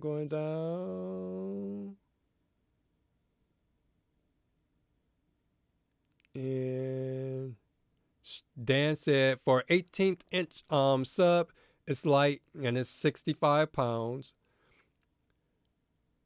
DJ Nuno said, I don't own the 90s, but I bring my equipment. I think I read that one, so I can skip on down. Then he went on and said the 18 threes are about 100 pounds, and the 15 threes, the Exitons, are around 50 to 55 pounds. Buddy said he uses a wireless system for about half of my weddings. Not a cheap one, not a cheap system. Works great. What system are you using, Bud? I thought he uses the lavalier kind of thing where he had the same kind of what is it, receiver that he plugs that he has on the speaker.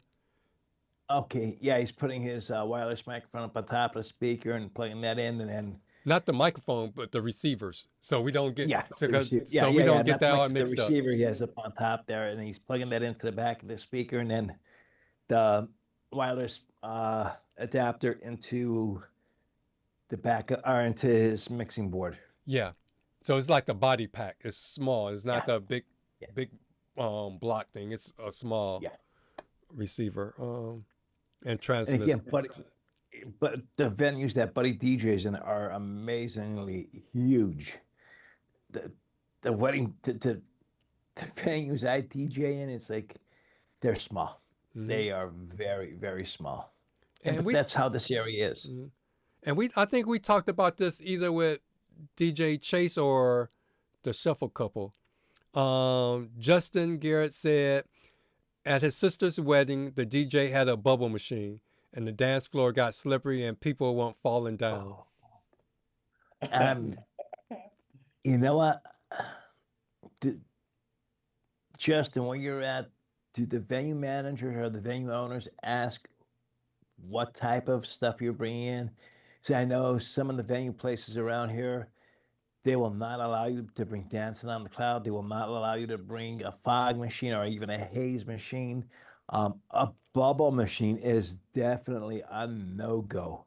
I had down the one venue I do a lot of weddings at, they snuck in a bubble machine in. I'll tell you one thing, it was on the rugs, but that got slippery, and then the people were coming out onto the dance floor with their wet shoes, and that got slippery. I mean, it was just a total disaster. It's like, oh my God, why?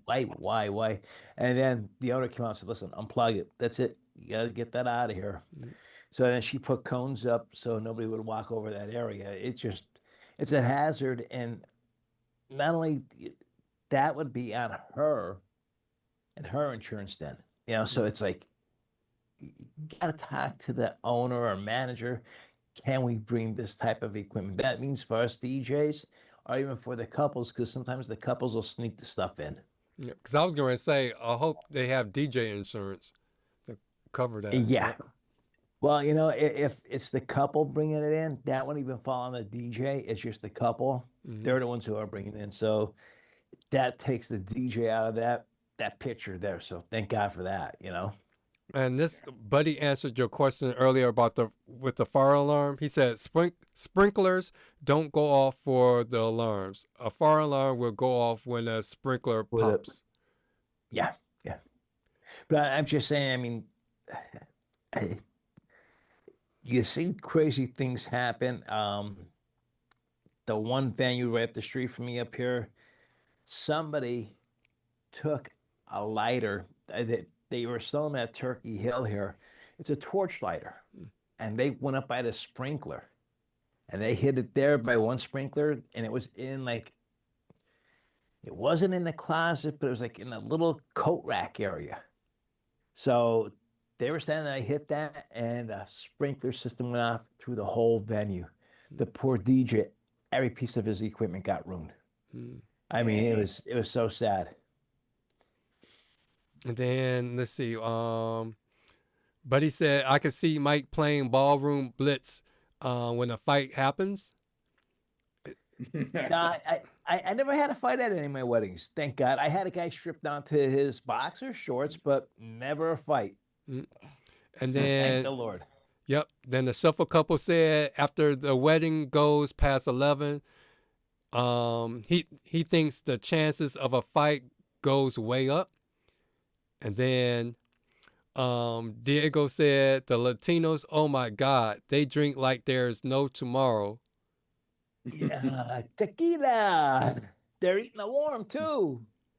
And Justin Garrett says he has the X5 U3D. And then Okay. DJ, I hope I'm saying his name right. This person's name right. DJ Nunu says a fight breaks out. Throw Tennessee whiskey on, and everyone comes right down. Yeah. Nice and mellow. Instantly. Boom. During a fight, you can play Eye of the Tiger. And then Buddy says for his wireless system, he uses the Sennheiser in-ear monitor system. And Wow. Yep, he had talked about that on his show and our show at the same time. When he did that Mission Possible.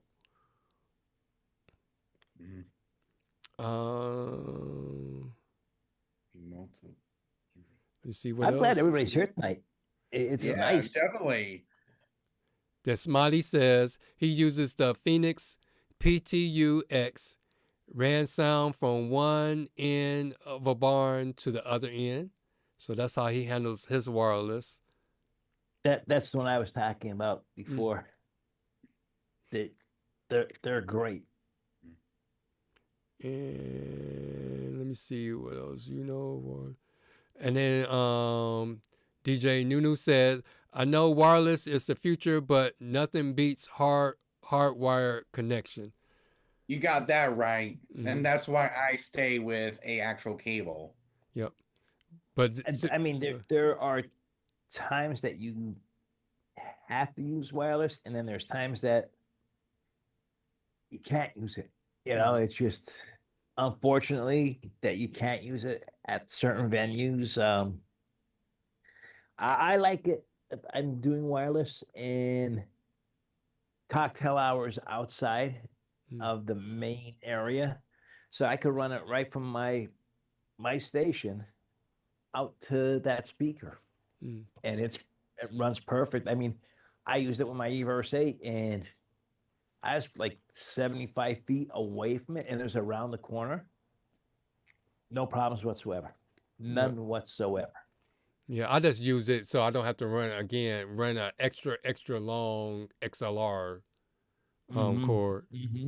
But if it's close, I'd rather run hard, use the wire, because again, sometimes it doesn't happen often, but there's times where there's connectivity issues, especially with the Sennheiser. It's like if I use it, I say 1 out of 10 times, there's something going on where I can't connect, or it drops for some reason. Yeah. Yeah, for me, I use like a 25-foot cord, and it's actually not too bad because all my speakers and stuff are right next to me, so I don't have to worry about running anything wireless. Yep. So Nunu, it's just not for me. Yep. So Nunu went on and said for lights they work great, but for filler speakers he's not a fan.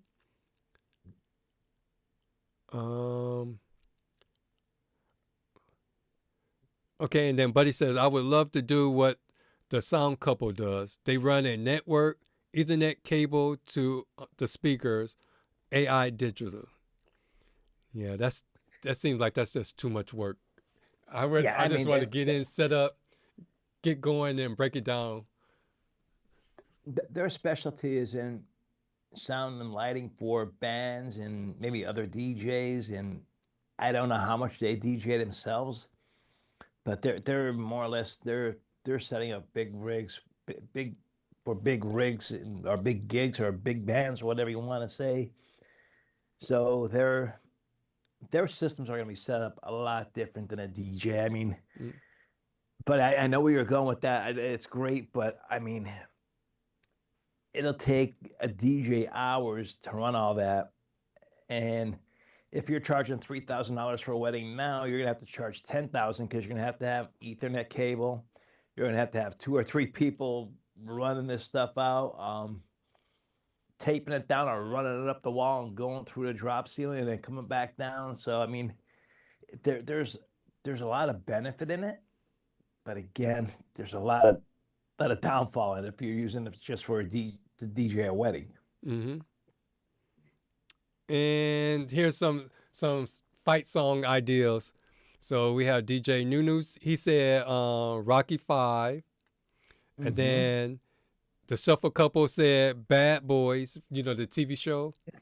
And then DJ Pretty Boy said that's risky. And then somebody said Eye of the Tiger.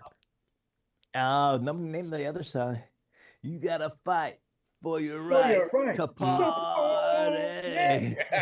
A brass monkey.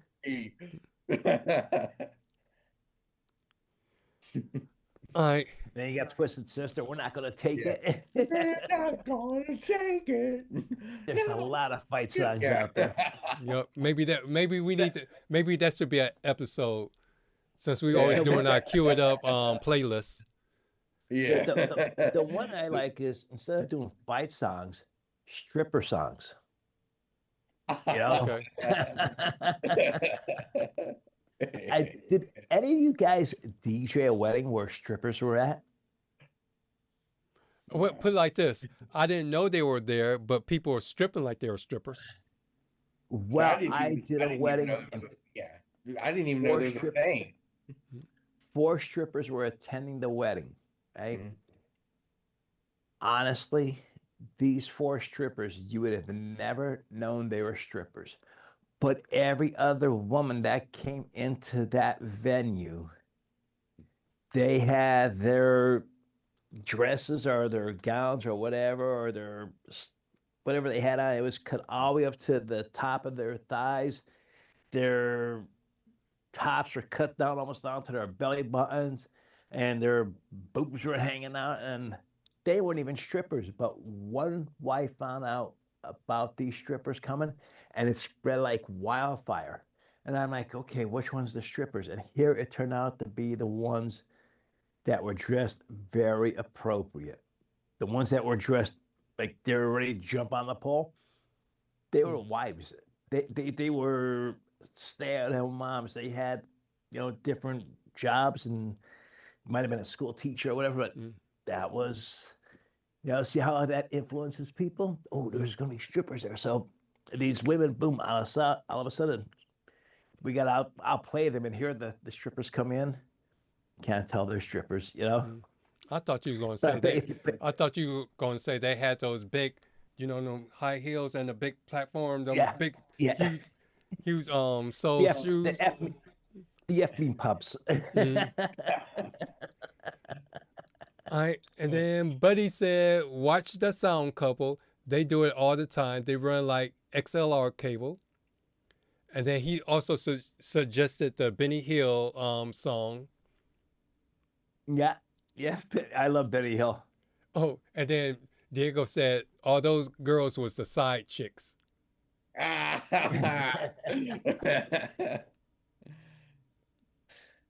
Yep. I've never seen strippers at any of my gigs. Those are wholesome, family-friendly, kid-friendly events I DJ. I mean, these women, they were so friendly. I didn't hear a curse word coming out of their mouth. They didn't even get drunk. They had maybe their glass of wine or whatever, and then they switched over to soda. I mean, it was the other women that thought differently. It's so funny how people could get influenced by other people. Not just like saying, okay, strippers coming to a wedding, but DJs being influenced by another DJ because, okay, so-and-so got this speaker or this light. I got to run out and buy that. I got to run out and get this, or I got to run out and get that. It's not that piece of equipment that makes the DJ good. It's the DJ that makes the DJ good. Equipment, you could have the best equipment, the best lighting. You could invest $500,000 in equipment. But guess what? If you're not mixing the right way, you're not social to the guest, all that equipment is crap. And Diego said, you said they were friendly. They were very friendly, honestly. There But you go. you got to also think. Of course, they're gonna come and be dressed because they come in there to party, not go to work. Remember, they go to work to take their clothes off. They was like, we do this every day. We need something different. I mean, my one buddy used to date a stripper, and no matter where she went, she dressed like a stripper 99.9% of the time. I think even when she went to church, she dressed like a stripper, you know? But it's just, again, it's just people get so caught up in stuff. It kills me. It kills me. Mm-hmm.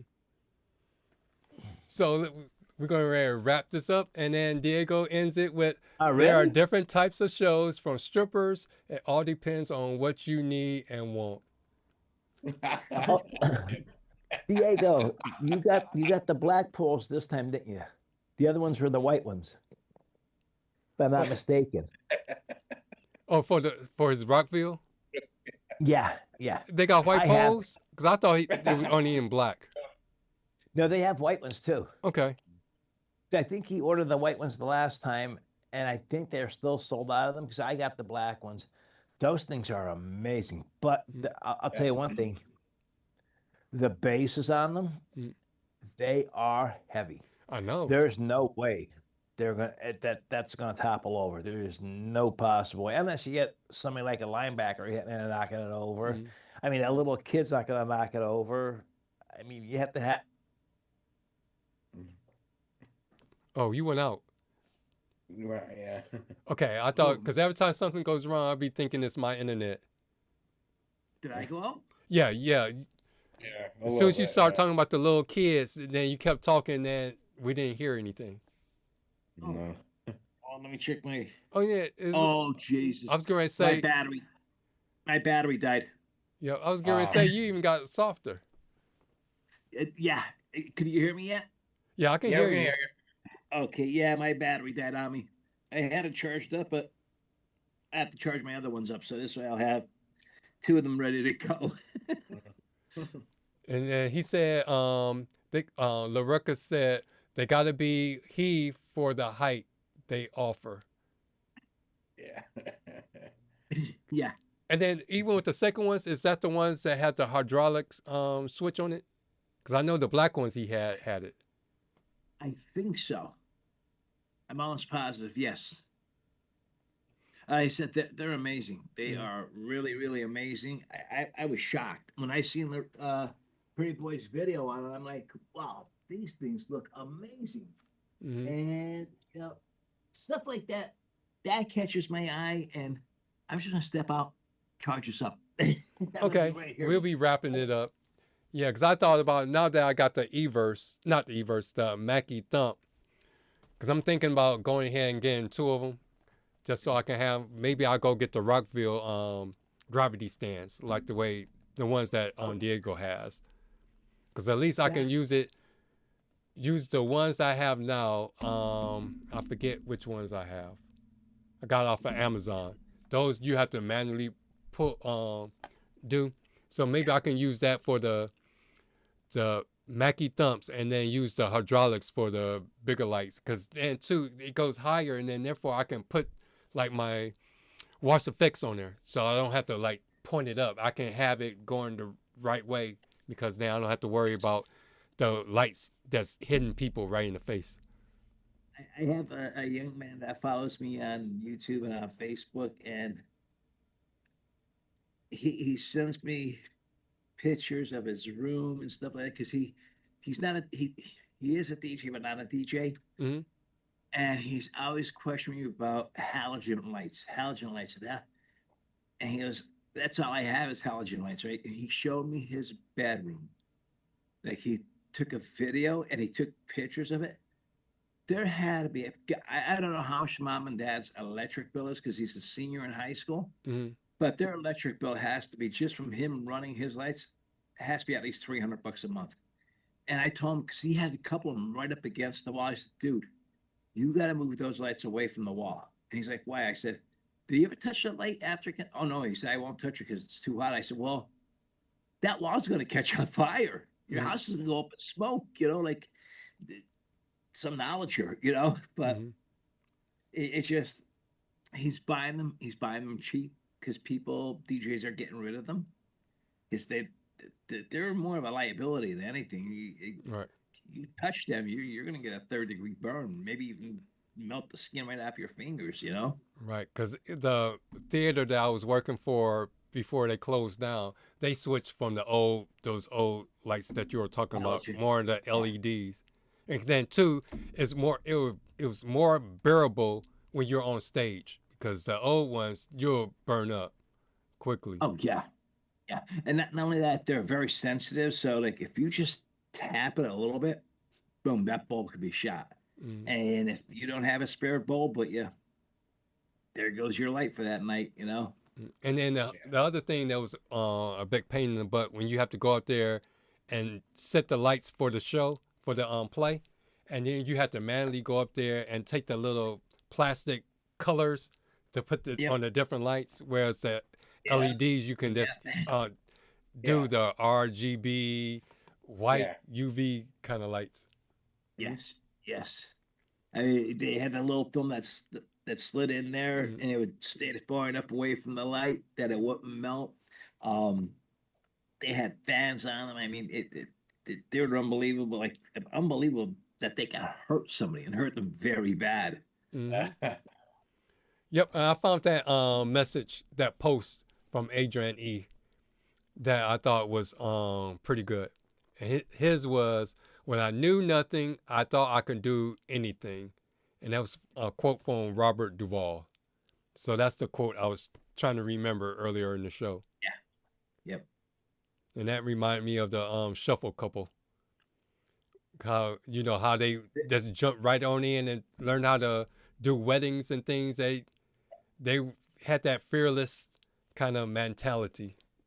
You know, I didn't tell anyone this, but you know, I was actually born a DJ because I remember being in middle school and providing sound for a beta club ceremony. And then I did it for choir because I was, helping them practice, and I knew how to work every single thing.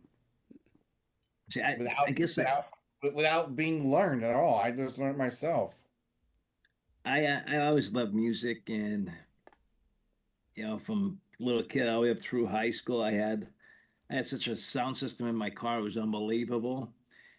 But I was always stoned all the time. So I mean, I don't know what I was listening to. I was just listening and having a good time. That's it, you know? And then Buddy said, I just saw a DJ using halogen bulbs with gels. And then he said, lights from the 80s. He had to stay about an hour after the show, or maybe 2 hours after the show, so he could handle the lights because they're so hot, you know. Yeah. And the system I used when I was in middle school, because we're talking about old tech. It was a CD player and a really big mixer. Okay. But there was also a cassette player beside it, but we never used the cassette player. It was all anybody CD. ever hear of the Newmark HD mixer? I haven't. Oh. No, you have to look it up. It has a hard drive in it. Wow. You have to download the special library from Newmark that gets installed on it. Then it has dual CD DVD drives. Wow. It's amazing. I have it. I bought it from my buddy, and what was it called? A Newmark HD mixer? Yep. He couldn't figure it out, and as soon as I looked at him, like, okay, all you gotta do is add this library to the hard drive. And that's it. He was just adding music to it, and he couldn't get the music to come up from it. Yeah, I don't see that one. I don't see it. Let's see if they. I know they. Let's see. I think it's called the Newmark HD mix. Okay, most likely. And then while you're looking at that, Buddy said, "Wow." Yeah, Buddy said he became a DJ when he was in the 8th grade. He would bring his boombox to play music in class. Wow. Yeah, it's. Oh, I see it. the 3-channel mixer. Oh wow! Price on that, Hunter? If It's it's I just see the photo. It's $1,000 for that. Wow. Oh, HD I mix. had that in the flight case. Yeah. Okay. All right. So let's head on out because I gotta get up early tomorrow to make sure I get to the school for the Black History program gets set up.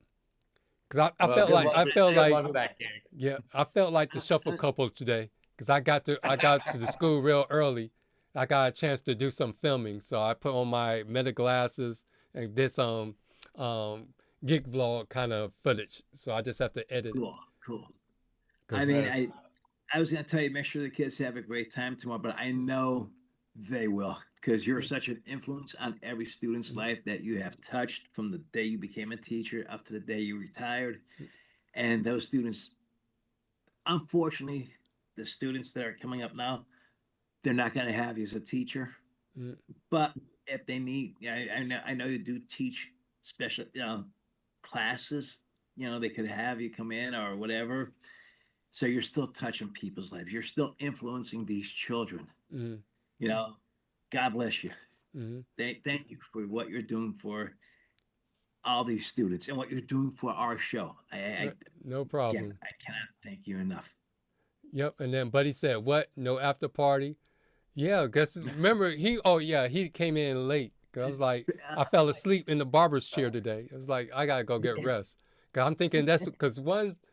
Yeah, it's right here. It's like, I'm looking at it, it's like, that's not even. It look like I must have, did one of these numbers, and he, nicked me.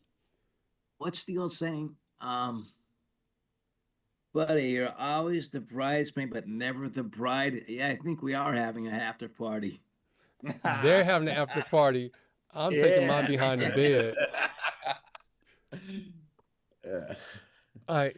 If you have not done it already, hit the subscribe button. So make sure you hit the subscribe. Maybe we need to start saying that at the beginning of the show. And make sure you share the video. I think I share it a lot. I know that. Yeah. Okay, so let's go and do the last part of our show. So we'll just be slightly over 2 hours. So this week's shout outs. All right, this week's shout outs go to Nathan Ward. He's our new subscriber to our DJ CUEITUP podcast Facebook group page. And then we have djcoolthing for being a guest tonight. And then I've still got, I got. It's been a great time the show tonight. It's been awesome.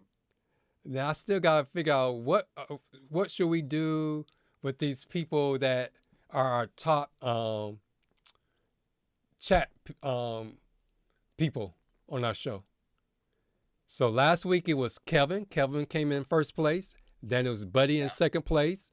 Then djcoolthing was in third, followed by LaRuckus Inc. Then James King was in fifth. Chinchillin came in sixth. DJ Adrian E was seventh. DJ Shay was eighth. DJ J Tech ninth. Then Mike's Burner Page was 10th. 11th was the Shuffle Couple, and then DJ Nick. Was that Nick Nystrom? Came in 12th. So we gotta figure out something to do for them. We gotta come up with something maybe like every other month, take every week and who comes in the top, average it out, and then get something from maybe, like say if Buddy wins, we'll send them a pizza. If Diego wins, we'll send them a bottle of tequila. Shay wins, we'll send him a bottle of tequila, Yeah, because I was thinking something that would be easy for them to get. Maybe a gift card. That'd be a nice thing. Yep. Yeah. They could use it for whatever they want to use it for. I mean, because I know Amazon, do they have something like? I know Amazon, you can gift somebody something where you can do it electronically. Yep. I mean, that'd be a nice thing we could do. Definitely, you know, and everybody, it might be this smallest little piece of equipment, or you may have already an Amazon gift card. Geez, I only have that extra $50 or $20 or whatever. I could get that piece of equipment, you know. So you might happen, something might break on you, and you have to go out and grab it. Well, you order. Most of the stuff on Amazon is overnight now, unless it's coming from China, then it's a lot longer. Yeah. But basically, everything you order now is like overnight or the next day, you know? Maybe we'll think about it, because April 10th was our first show. So maybe for our anniversary show or 1 year anniversary show, we'll look and see who's been coming in first, and then try to do something nice for them. That would be great, definitely. April Fool's Day. Yeah. Not first. Did I say first? No, it's Yeah. we did it on April 10th. Remember, we started Okay. April 10th. You said April 1st. I'm like, we can tell everybody they're worse. Guess what? You're not getting it, because it was just one big fool. Yeah, April 10th was our first show. Wow. I can't believe it's almost a year. I Wow. know. I cannot believe it's been almost a year as well since I started the redo of the Time to Spend show. It's insane. And now I'm going live with Reflex. It's insane. 3 more weeks. I don't know, my hat goes off to you, man. You've come such a long way. And then Such a long way. and then Diego said, "Wait, not fair. We are in a disadvantage because we only get 1 hour." But remember, last week he came in 3rd place. So yeah. You know, Diego, you could win. Doesn't mean Shay's gonna win. You know, it's you or Shay. You both have your own separate accounts, so you may come in at the winner and Shay's out left in the cold. What if I win? Because I'm right there at number 3. Yeah, hey, I know what we're sending you. What? Duncan, baby. Yeah. Oh yeah. and then Buddy says his show was on February 31st. So I wonder what year. I wonder what year was that. February 31st. February 31st. There's no February. Yeah, there is no February 31st this You should year. have said February 29th. That's once every 4 years. Yeah. All right. So if you haven't done so already, you can join our Facebook group page, and that's the long URL code. Or you can just type in Cue It Up DJ Podcast and join our private or public group. You can follow us on all our social media you can follow DJ Mikey Mike at DJ Mikey Mike on Twitter and Facebook, and at DJ Mikey Mike 45 on Instagram. And then you can follow me on all my socials at hitmanddub. And then we have this thing called the DJ Collective Network, where it's one culture and many voices. Welcome to our primetime DJ lineup, and I got update this. A weekly schedule of live stream shows built for DJs by DJs. Whether you're just starting out or scaling your business, we've got the knowledge, stories, and inspiration to help you level up. So on Mondays, we have the Time to Spend show at 9 o'clock p.m. Eastern Standard Time on YouTube. For every DJ chasing dreams, no matter the odds, it's your time to spend with DJ COOLTHing. And then on Tuesday, go ahead. In the next 3 weeks, me and DJ Reflex. Okay. So I have to change that up with DJ COOLTHing and DJ Reflex in the next 3 weeks. Okay. And then on Tuesdays at 9 o'clock p.m. on Twitch, join Buddy and his weekly guest panel of DJs for unfiltered conversations that matter. It's the DJ Roundtable with Buddy from TBM Productions. And then if you missed the live Twitch show, you can catch the rebroadcast on Monday at 1 o'clock at Eastern Standard Time at TBM Productions DJ1, Buddy's YouTube channel. And then on Wednesdays, if you're looking for something to help you with your SEO, branding, marketing, and your website strategy, check out the DJ Biz School from DJ Night Owl. And also, we got to add him to the list. At 8 o'clock Eastern, make sure you join what do you call his? King's Court? Yep, King's Court. Yep, with DJ James King. And that's where a lot of people hang out at on Wednesdays at 8 o'clock Eastern Standard Time. I got to get his information so we can flash that up there. And then when Sean is not doing any YouTube videos, he has his photo booths. So if you're looking to add some serious wow factor to your events, check out the beta booth from Photo Booth Direct Club. It's got upgraded lighting and wiring, a mirrored faceplate that guests love, and it even comes in a rolling luggage style case, so setup is a breeze. And the best part, you can use our code CUEITUP and you'll save $350. So head on over to photoboothdirectclub.com and grab yours now. So again, if you use our CUEITUP code, you'll get $350 off. And he also has the Sigma video guest book out. You can get it in red, black, or white for just $795. And then on Thursday night, the busiest night of the week, we have the CUEITUP DJ podcast with the hitmanddub and djmikiemike. And sometimes we'll have special guests on. And you can catch that at 9 o'clock p.m. Eastern Standard Time on this channel at the hitmanddub. And then at the same time, you have the Start to Spin DJ podcast with DJ Pretty Boy and DJ Shay. And you can find their podcast on at La Ruckus Inc. YouTube channel. And then they go from 9 to 10. And then once you leave their show, you can come to our show because we'll still be here going till 11, sometimes 11. It's almost 11:30 already. It's like every time we get to this point, it seems like time gets added and it speeds up. I'm being quiet tonight. Yep. Yeah. So make sure you check out their channel, the Start to Spin DJ podcast. And then Kevin, he's usually in the chat. You can join him and see him live on the KJ Chill Room karaoke chat with Matt and Eric.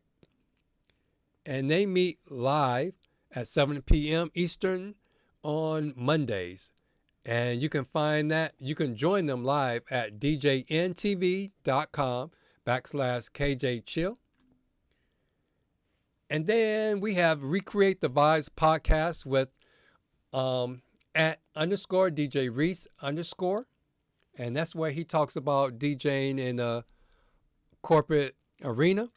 And that's where I got I my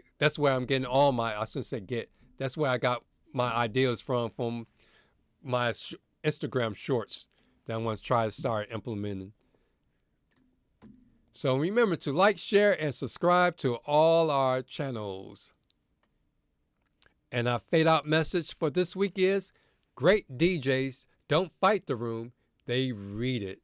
So you got to remember, sometimes you may go in with the thought that you're going to have a packed dance floor, but if it doesn't happen, you got to understand what is going on to be able to adjust. Because sometimes people just come there to socialize. So you need to know when to make adjustments or ease into the dancing portion. Because sometimes forcing it may not always help. And then this may give you more anxiety.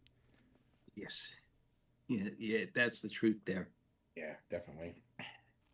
Because I learned that lesson the hard way from my first wedding I did.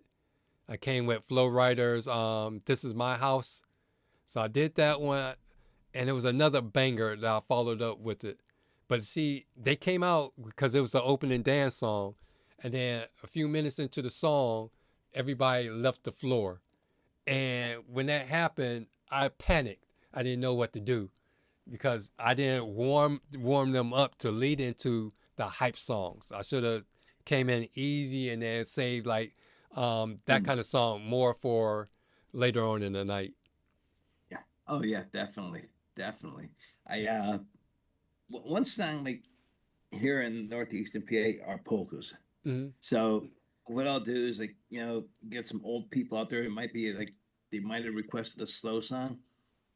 And right after that slow song it's over, I put the chicken dance on. Mm-hmm. And next the younger people are coming out and everything. Then I got them back out there. So I'm like, thank God for the chicken dance. Yep. And then everybody's saying, I gotta find out what is it my God? Almost like my God.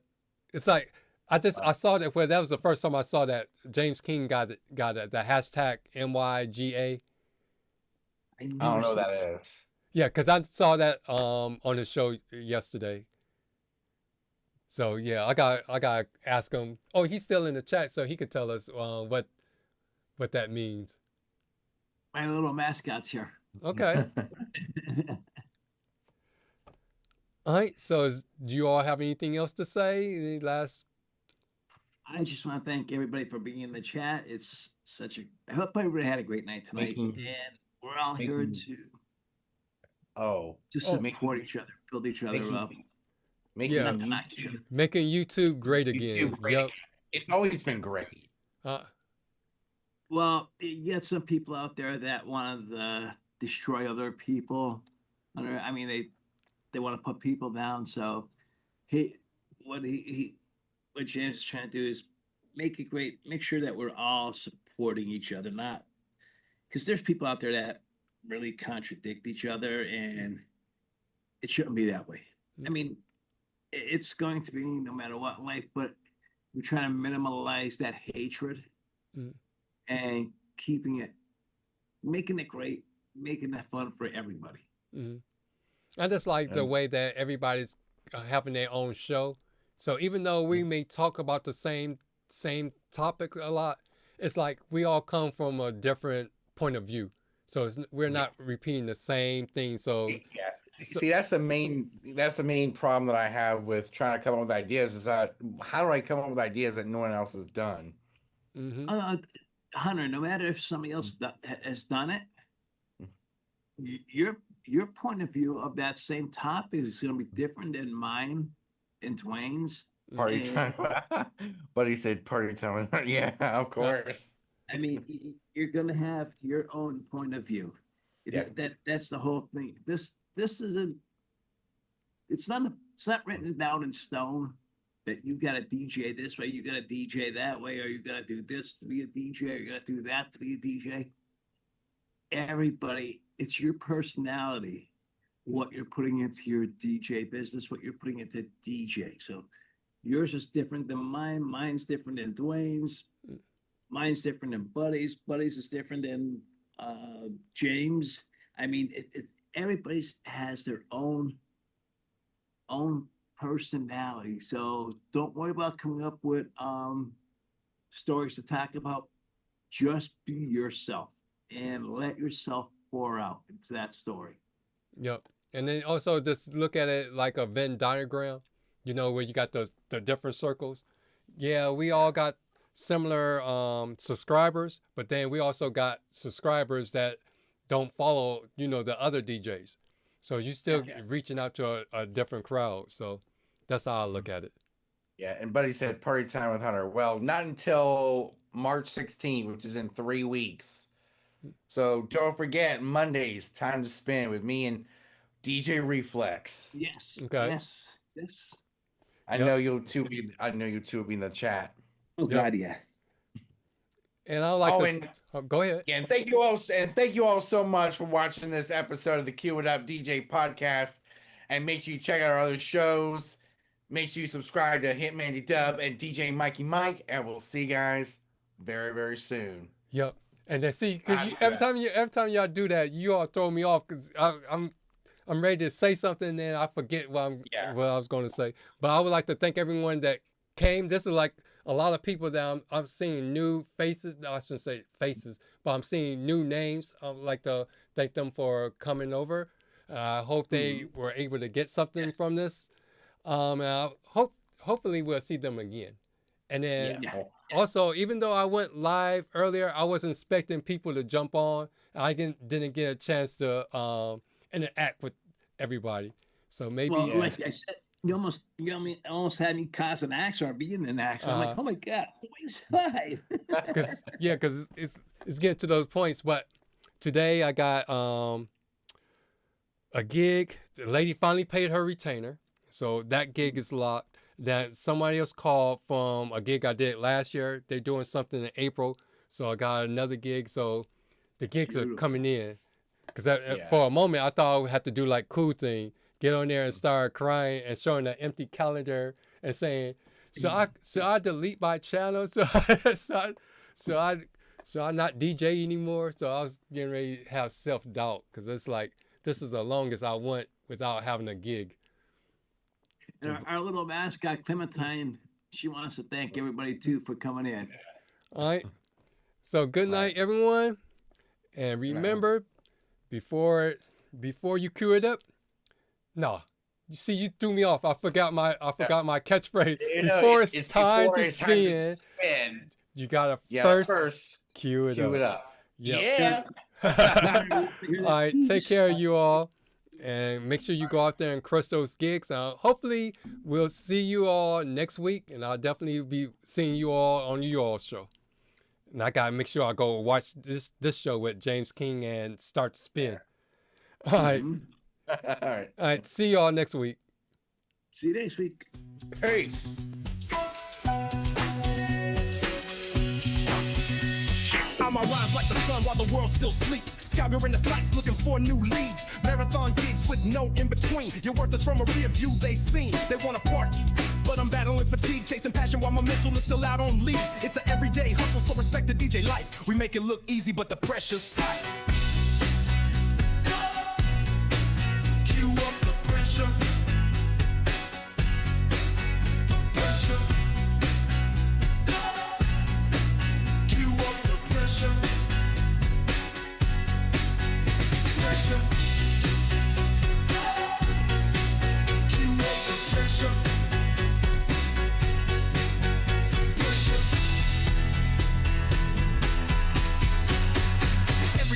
Got a story to tell. Dreams in the booth where the DJs dwell. Clubbing is a struggle like it's all I've got. Set it up, break it down, travel to the next spot. Ambitions, the engine stay sharp like a tool. Revving through my gigs, power drinks is fuel. It's an everyday hustle, we'll respect the DJ life. We make it look easy, but the pressure's tight.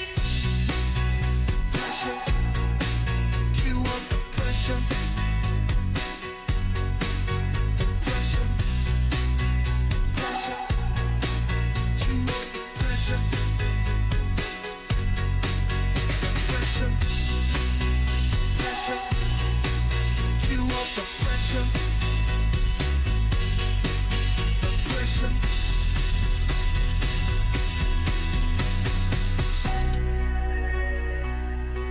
Cue up the pressure.